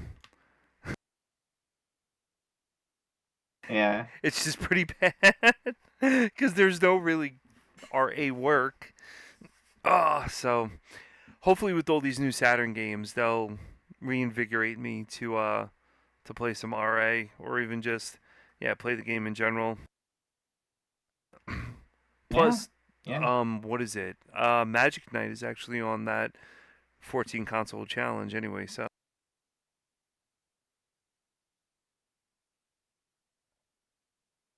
Yep. All right, so now I think it's time for us to actually try some of these new games and new sets. Yes, Drake says you need to actually do some RA work before you can keep it up. I agree. I completely agree. So we're going to try out some RA games today. All right. Yes. So let me switch over here on Discord when I'm sharing. Let's see here. We'll stop sharing that one. And then we will go to this over here. And I'm going to try some Princess Crown, which has got a new set this week. Drake, you should try some California games. And would you like to join us? Do you want to boot up some California games and join us? That'd be really cool. I love Lynx. I love some of the games on Lynx. Not all of them, but some of them. I definitely do not like what is it? That game that knocker Kung Fu. Kung Fu's a little weird.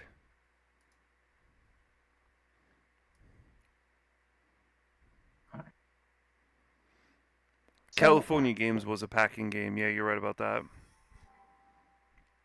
So on the Saturn controller, I keep running into games where my R button is basically my confirm button, and it's the C button on a Saturn controller. So I'm kind of curious to actually look up what a Saturn controller looks like. Because I would imagine you have like A, B, C, and then X, Y, Z, right? So it's like a 6-button controller. Yeah. Okay. So I think I might actually want my this button to be C. I think that would make more sense. And then this button to be maybe B. Or no. Wait. If I'm gonna be doing it like that.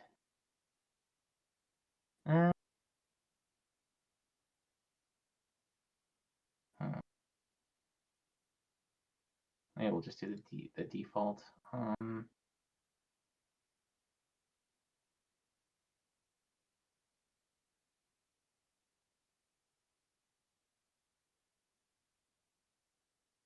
Reset to defaults. That's what I want.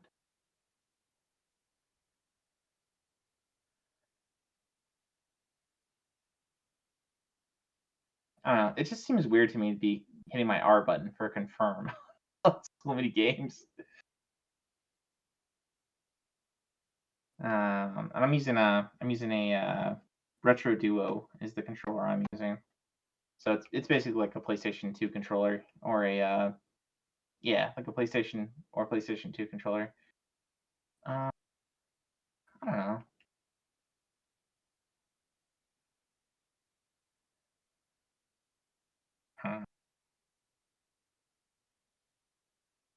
I guess we'll just keep it as it is. So weird. Get used to it.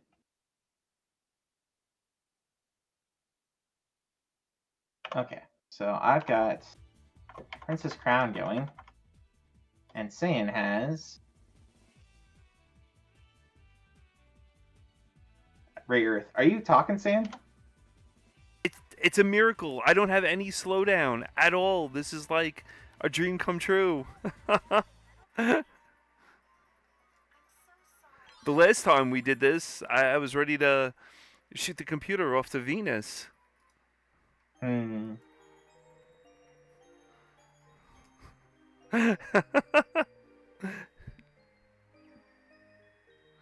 happen to like the blue hair girl in this. Oh, let's go watch Baron stream. Oh, I have controller.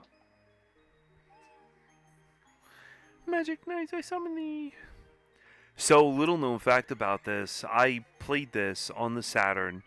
I did a whole, December of Magic Night to remember. It was corny phrase that I had. And I got censored on YouTube.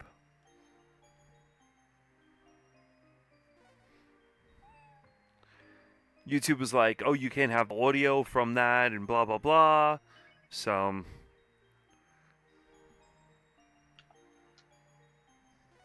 I don't understand what I'm supposed to do here. Pick up the book I and can give it pick to up the the cat. book? Because the cat can read. Okay, but I don't... Oh, there we go. Okay. I have to hit R. Let's see. Okay, so this is a book that's titled The Princess's Crown. Is there an English version to that game? I don't know. I just grabbed a version that said it worked with retro achievements. This one does.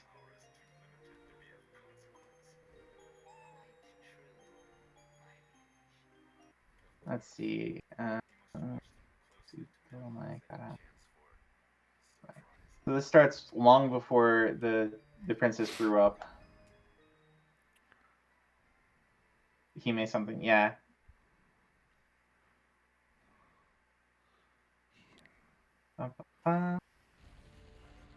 Ooh, look at that. Oh, this is what we saw at the beginning. Oh yeah. So a long time ago, in a certain place, Valindia, a certain country called Valindia. In a certain place, there was a country called Valindia. A bunch of kanji I don't really know how to read. Something princess, or queen.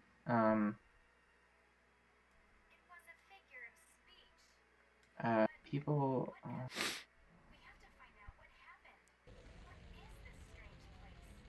I'm not sure what that says.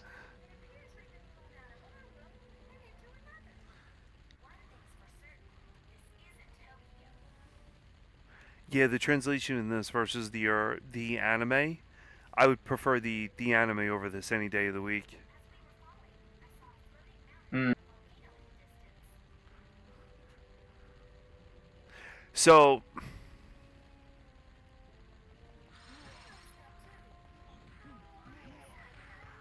no, that's Yeah, me. same I'm games playing in Magic English. Knight.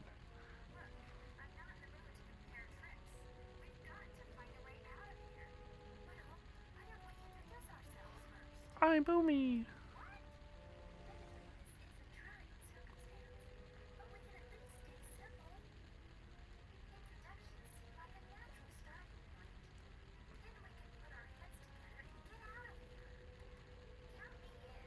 All right, we're just gonna skip through this because I'm not gonna try to translate on the go here as we're playing. Umi. Foo. Hi, Foo. Umi.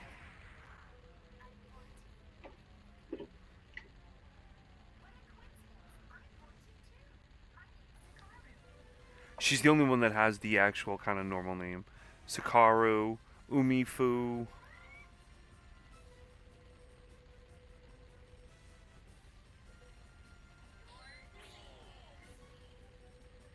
You still look like you're in elementary school. Oh, this is pretty bad. I know the word for word with this stupid thing. And I also have the dolls too, oddly enough. And that was said on stream, I know. But I don't care.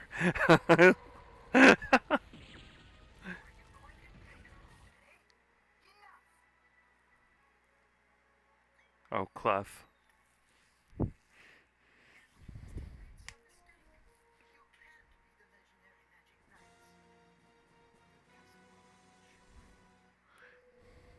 Well, I got them imported in from a store that was when I used to live in the city, and it was a Japanese store. And the dude's like, "Well, if you like the game that much, you should just get them. Like, just call them action figures." And I was like, "All right, whatever," and I did.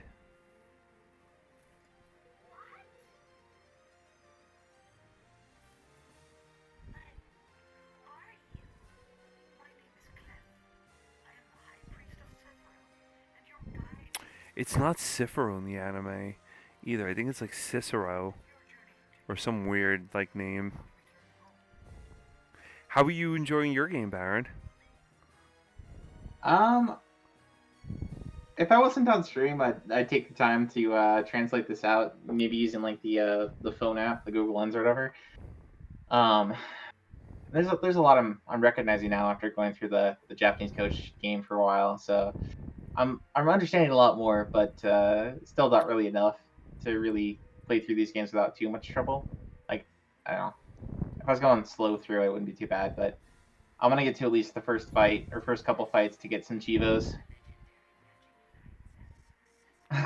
Drake says syphilis the anime.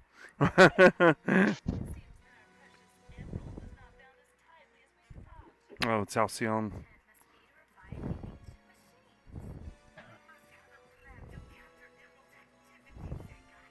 I cannot stand that voice acting in this.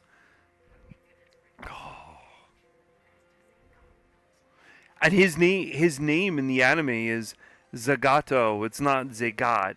So they screwed that up as well. There's a lot of screw ups in this game. Oh yeah, Drake. If you want to learn Japanese, that Japanese coach thing on DS is great. It's It's a it'll good give game. you Chivos too. It's not. I wouldn't say it's like a fun game, but it's educational. It does what it does what it says it's supposed to. It helps you to go through the memorization. How are you doing in that game? I've been doing a couple lessons a day, as much as I have time for. A lot of these days, in the last week, I haven't had any time at all. So that's not so good. But I'm up to like the fifth or sixth subsection of stuff. So every about 30 lessons is one Chivo of 10 points. So it's not very much bang for your buck, achievement point wise. But it's all right.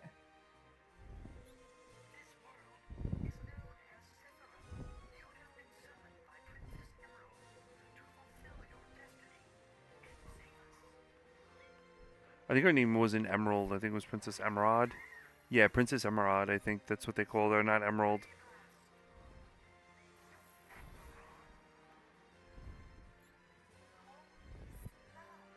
Yeah, that's right. Yeah, Princess Emerald, I think her name was.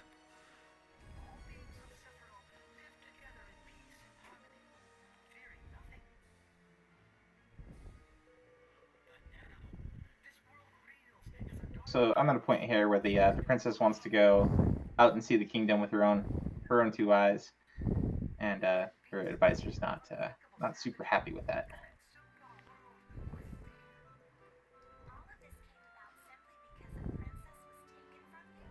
Yes, Princess was definitely taken.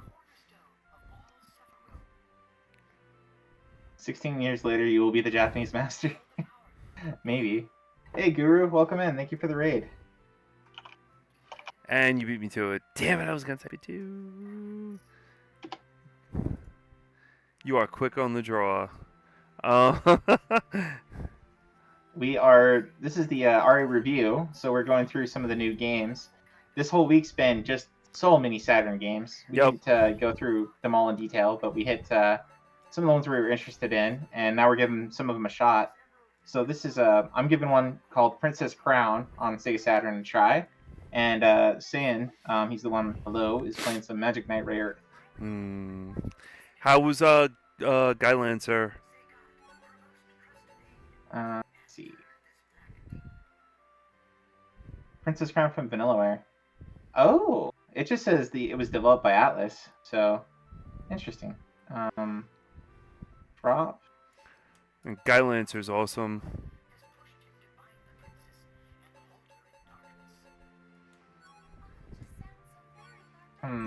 Oh, there we go. Oh, I think I just ate something on accident.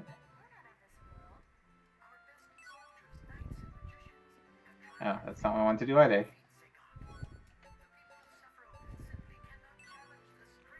Dang it.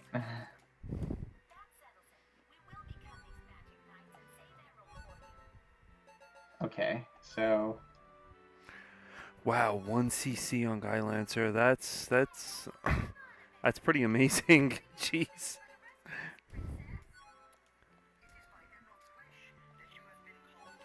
I think I'm supposed to attack him or something?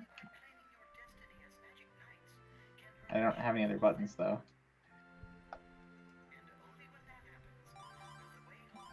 Oh, this is like a status screen?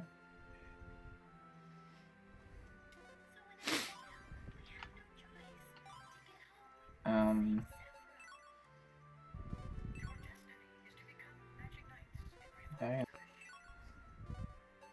Yes, they do go in machines. I think 1 CC shouldn't take too long, but there are a couple very troll spots that can keep up to chain deaths. Yeah, but you got it. You got Guy Lancer from, what was it, like when they put it out, right? Like you got the remake of it. Was it the remake or the redistribution of it?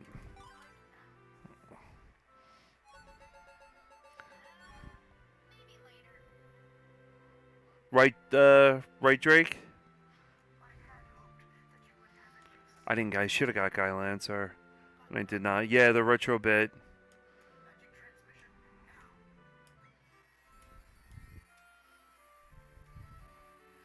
They did that, and I think they also did Gaiaris as well, and they released the shirt for it too.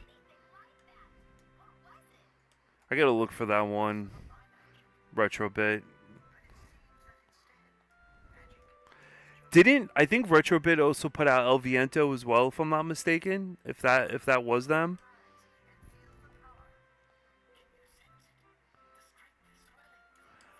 So when I went to a convention, Game Boy, there was a guy selling the Gaiaris shirt, and oh, you got El Viento shipping now? That's cool. That's cool. And do you have El Viento for Genesis as well?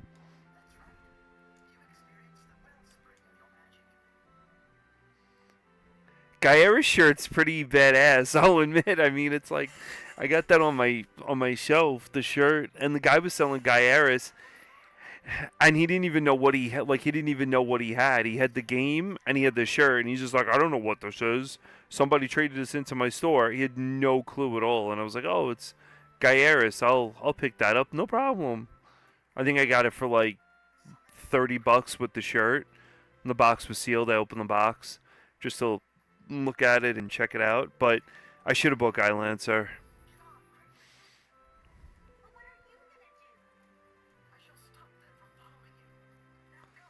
Yeah, you find them here. That people don't. People are. They don't like over here. They don't know Japanese games like at all. And Guy Lancer was never released in the United States. It was always in Japan on the MD. So, you know, he didn't know what he had. Gaiaris was released here, and basically he was like, he didn't even know that it was an American release. He's just like, oh, I don't know, this was like a repo something, and he thought it was like from a crappy repo store, and it came with a shirt just to try to get the sales up. So he didn't know what he had sitting on that with the shirt. And I was like, oh, this is cool. I should have got the El Viento one. Get him, Baron. Get him. Downward slash, Yeah. Baron. Downward slash. Shush. Not a goblin.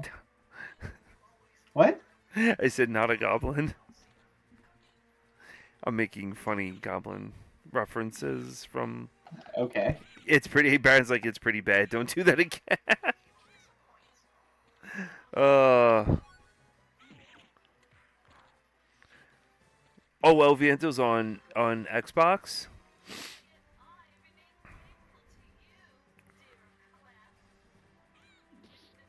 I want them to remake, Grindstormer. I want to see a repo of Grindstormer. Damn, I mean, if you're going to be doing Guy Lancer, Gaiaris, El Viento, I mean, the least you could do is give us some Grindstormer as well. Grindstormer's a solid game. That game is very hard, though. It's such a weird system. Can you only jump, or can you do like just a regular attack without jumping?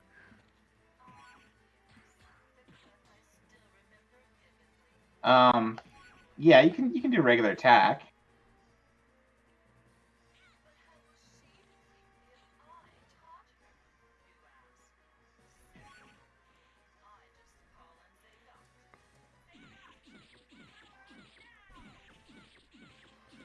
I wish Alcyon.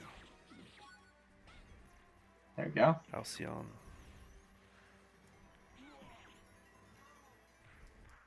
There's a lot of talking in my game.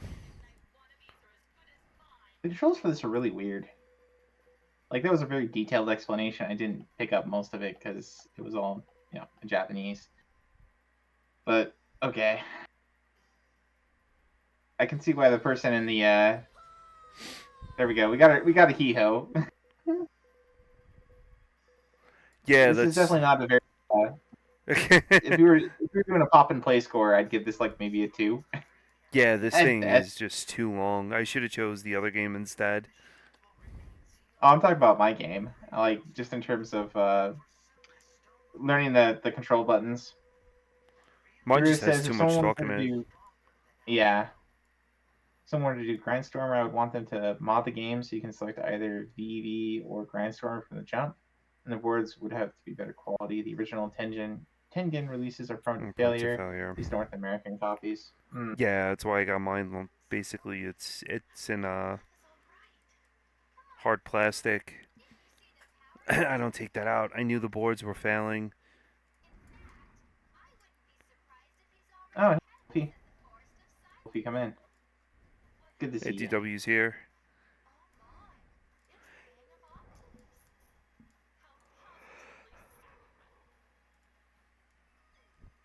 It's one of the games, like Grindstormer, I won't play.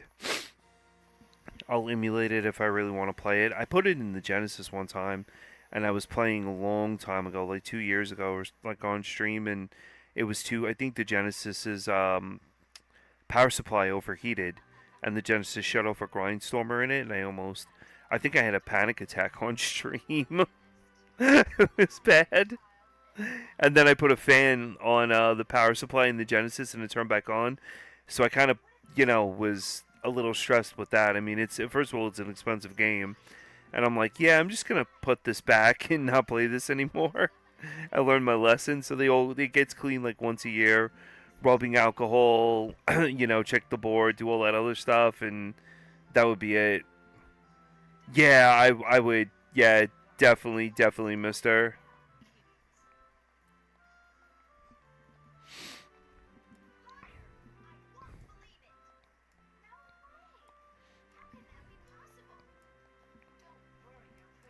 Oh man, my game is just way. I forgot the intro was so long. I mean, you can certainly skip through it, right? No, I can't. There's no way to skip through it. You have to listen to them butcher Fast the. forward. I don't think I Fast have forward. I don't think I have the fast forward on this. No? You should, Oh you wait, should be able to hit F2. Spacebar.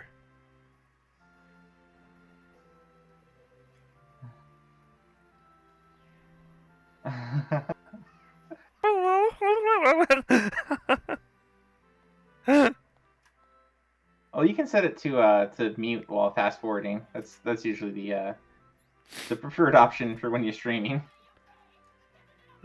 That's fine.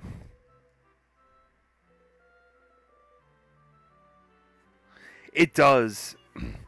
It really does. I love this game. This is like one of my. I think this is my top favorite Saturn game of all time. I gotta see Saturn. If they were dumping a ton of Saturn games, I gotta see if In the Hunt came as one of their releases.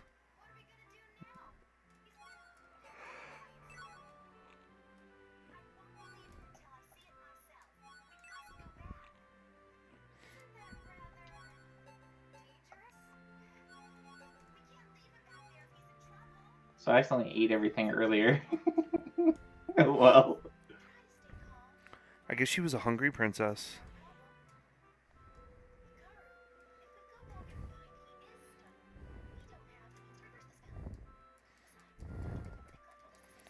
Okay, so I have to visit somebody before I decide to leave. Correct.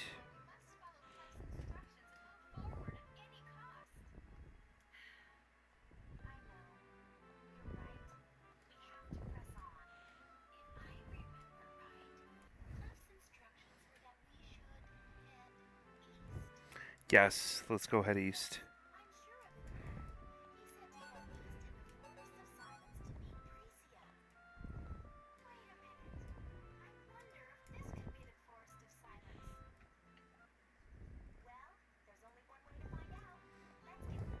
Yay! We're gonna be moving.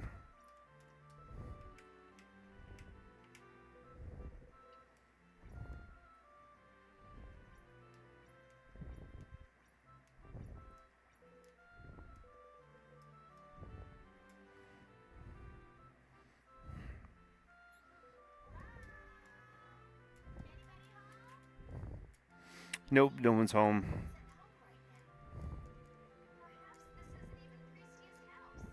Boy, I bet you that's her mother, Baron. I think it's one of her maids. Hence the maid cap. I thought that was a crown from where I'm sitting. No, the princess is wearing the crown. Yeah, but the other one the- doesn't. I don't know. She has different clothes to be a maid. Oh, it's her older sister. Oh. One-sama. She says One-sama. Oh, I didn't need to use my healing item earlier. She heals me apparently.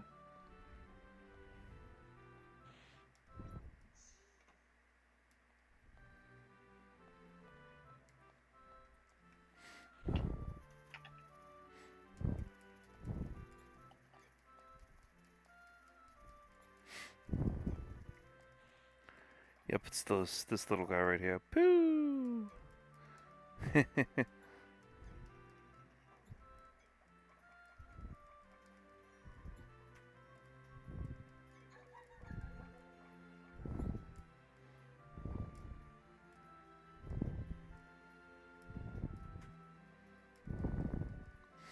Let's go. Let's fast forward through this. Let's try to get some swords. So they're trapped. They're gonna go on. Blah blah blah.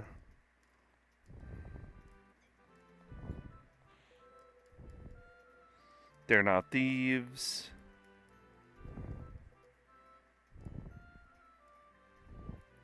Hikaru, Umi, and Fu. And she lets them out.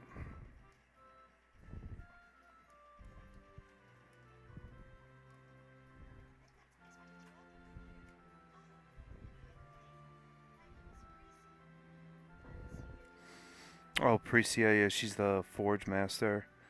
She's gonna forge new blades and stuff for them, I think. Yeah, once you get that Espeluna stuff.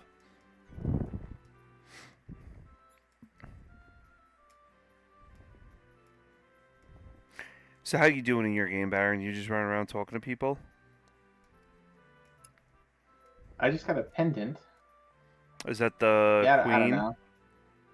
That's the other, another older sister. So she's got two of them. Oh, see. So I can wear the pendant. I don't know what the pendant does.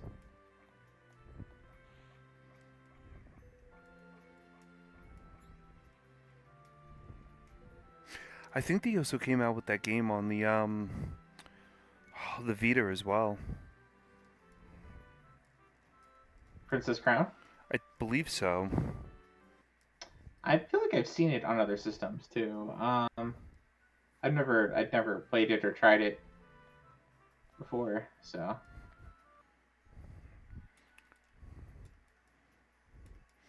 Yeah, so she's gonna loan us weapons, bow, and the other stuff.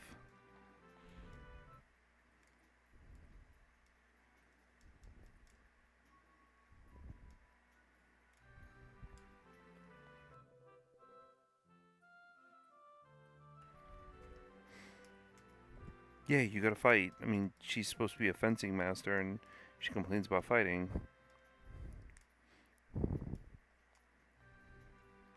Escudo.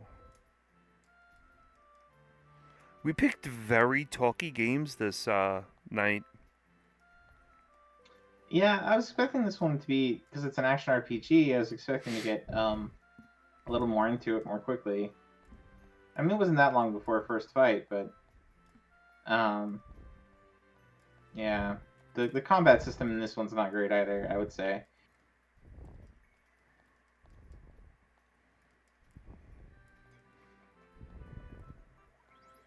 She has a very interesting way of walking as well.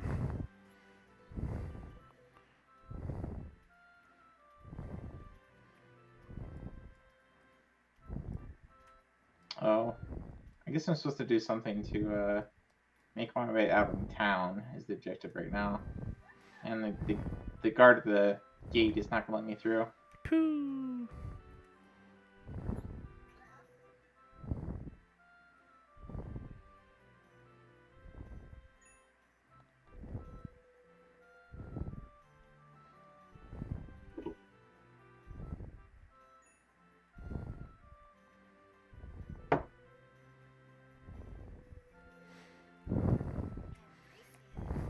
I encountered a fairy. She says, "Hey, listen." Not really, but Oh, it's a little fairy. that's what I said, yeah.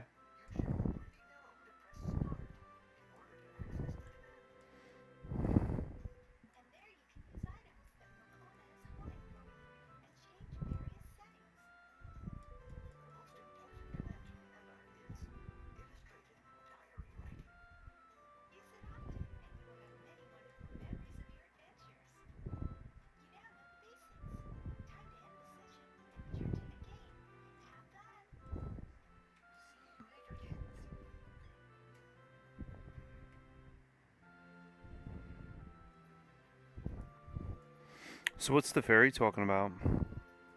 She wants to go to some kind of dance, and she was trying to invite someone, but they had gone to bed already. Something like that.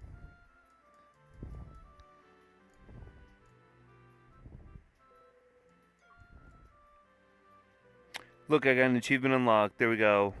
Welcome to Sephiroth. There you go. 200 hours later. Yeah, I think we should have picked like shoot 'em ups or I definitely should have went with the shmup. running guns or something. Platformers, something like that. Something that's a little bit more pop and play.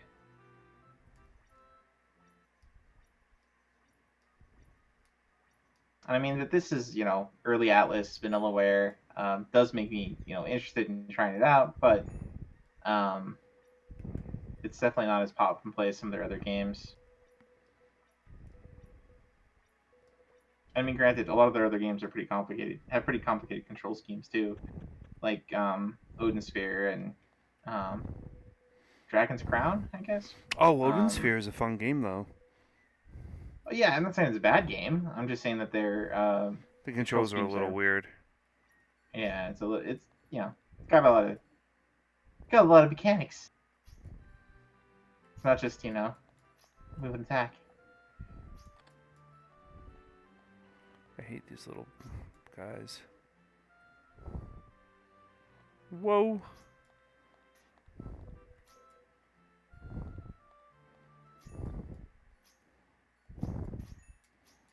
Okay. So now the maids note that my character's gone missing. They call upon the old guy. I'm old monarch. There we go. Got 2 Chivos.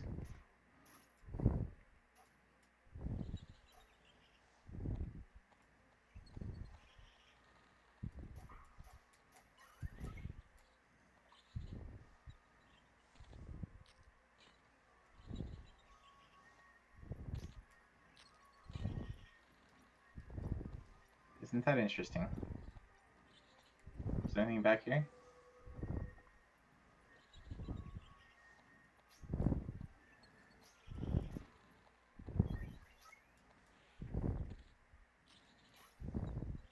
Her sword is just way too short in this game.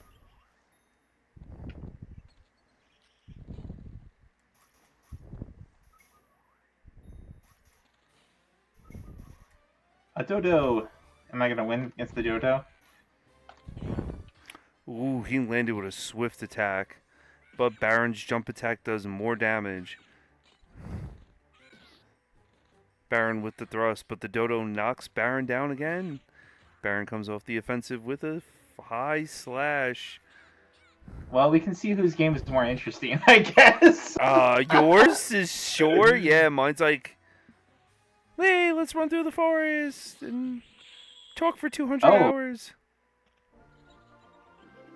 I did a dragon punch. I didn't even really intend to.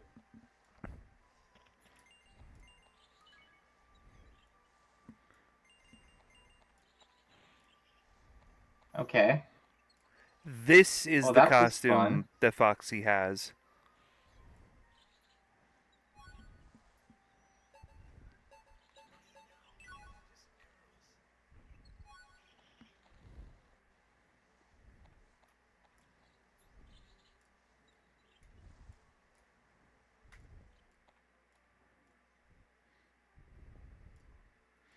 Oh, Furio. I'm Fu, I'm Umi, and I'm Hikaru.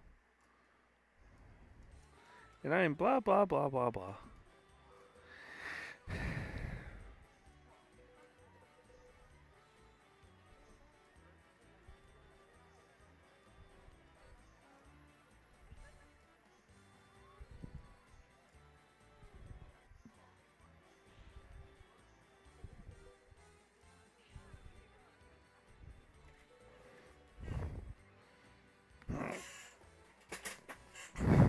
Alright, let's see.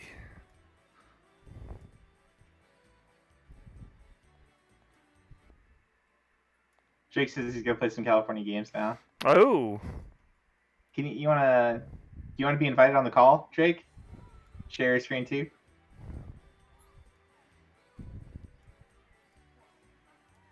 I think there's some button we can use to add. Yeah, there we go.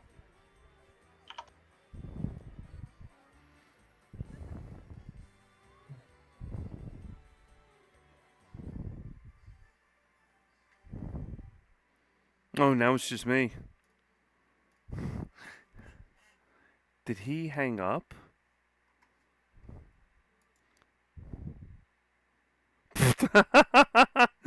I think he got kicked. Oh man, that's funny.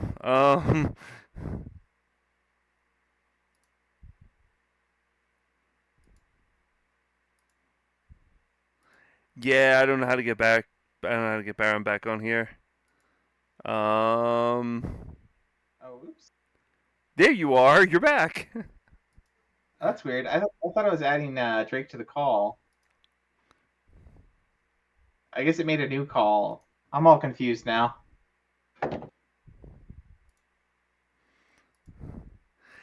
That was a bit nuts. You wanna you wanna go raid someone or you wanna continue? Well, I think we both got some Chivos in the games we were playing, and it's getting on towards almost 2.5 hours in. I think it's time to call it a night with that. I got some Chivos. You got some Chivos too, right? Yeah, this game's gonna be more of a talk fest and just play. Alrighty. Let's find us a raid target. Thanks everybody for coming out today. Do check out retroachievements.org and the new list of sets this week. Like we were going through earlier, it's a whole lot of Saturn games, and there's games of practically every genre in there. So check them out, try them out, have some fun, earn some Chivos. Yep. Oh man, we got Cassie on and we got Wiseman. He's playing Shatterhand. Let's go raid Wiseman since we were talking about him earlier. I agree. And he's also doing retro achievements, so it's appropriate. All right, Of everyone. course, Cassie is too, but Well, all right, everyone. Take care, and Baron and I will catch you guys later. yeah, have a great night. Thanks for coming out, everybody.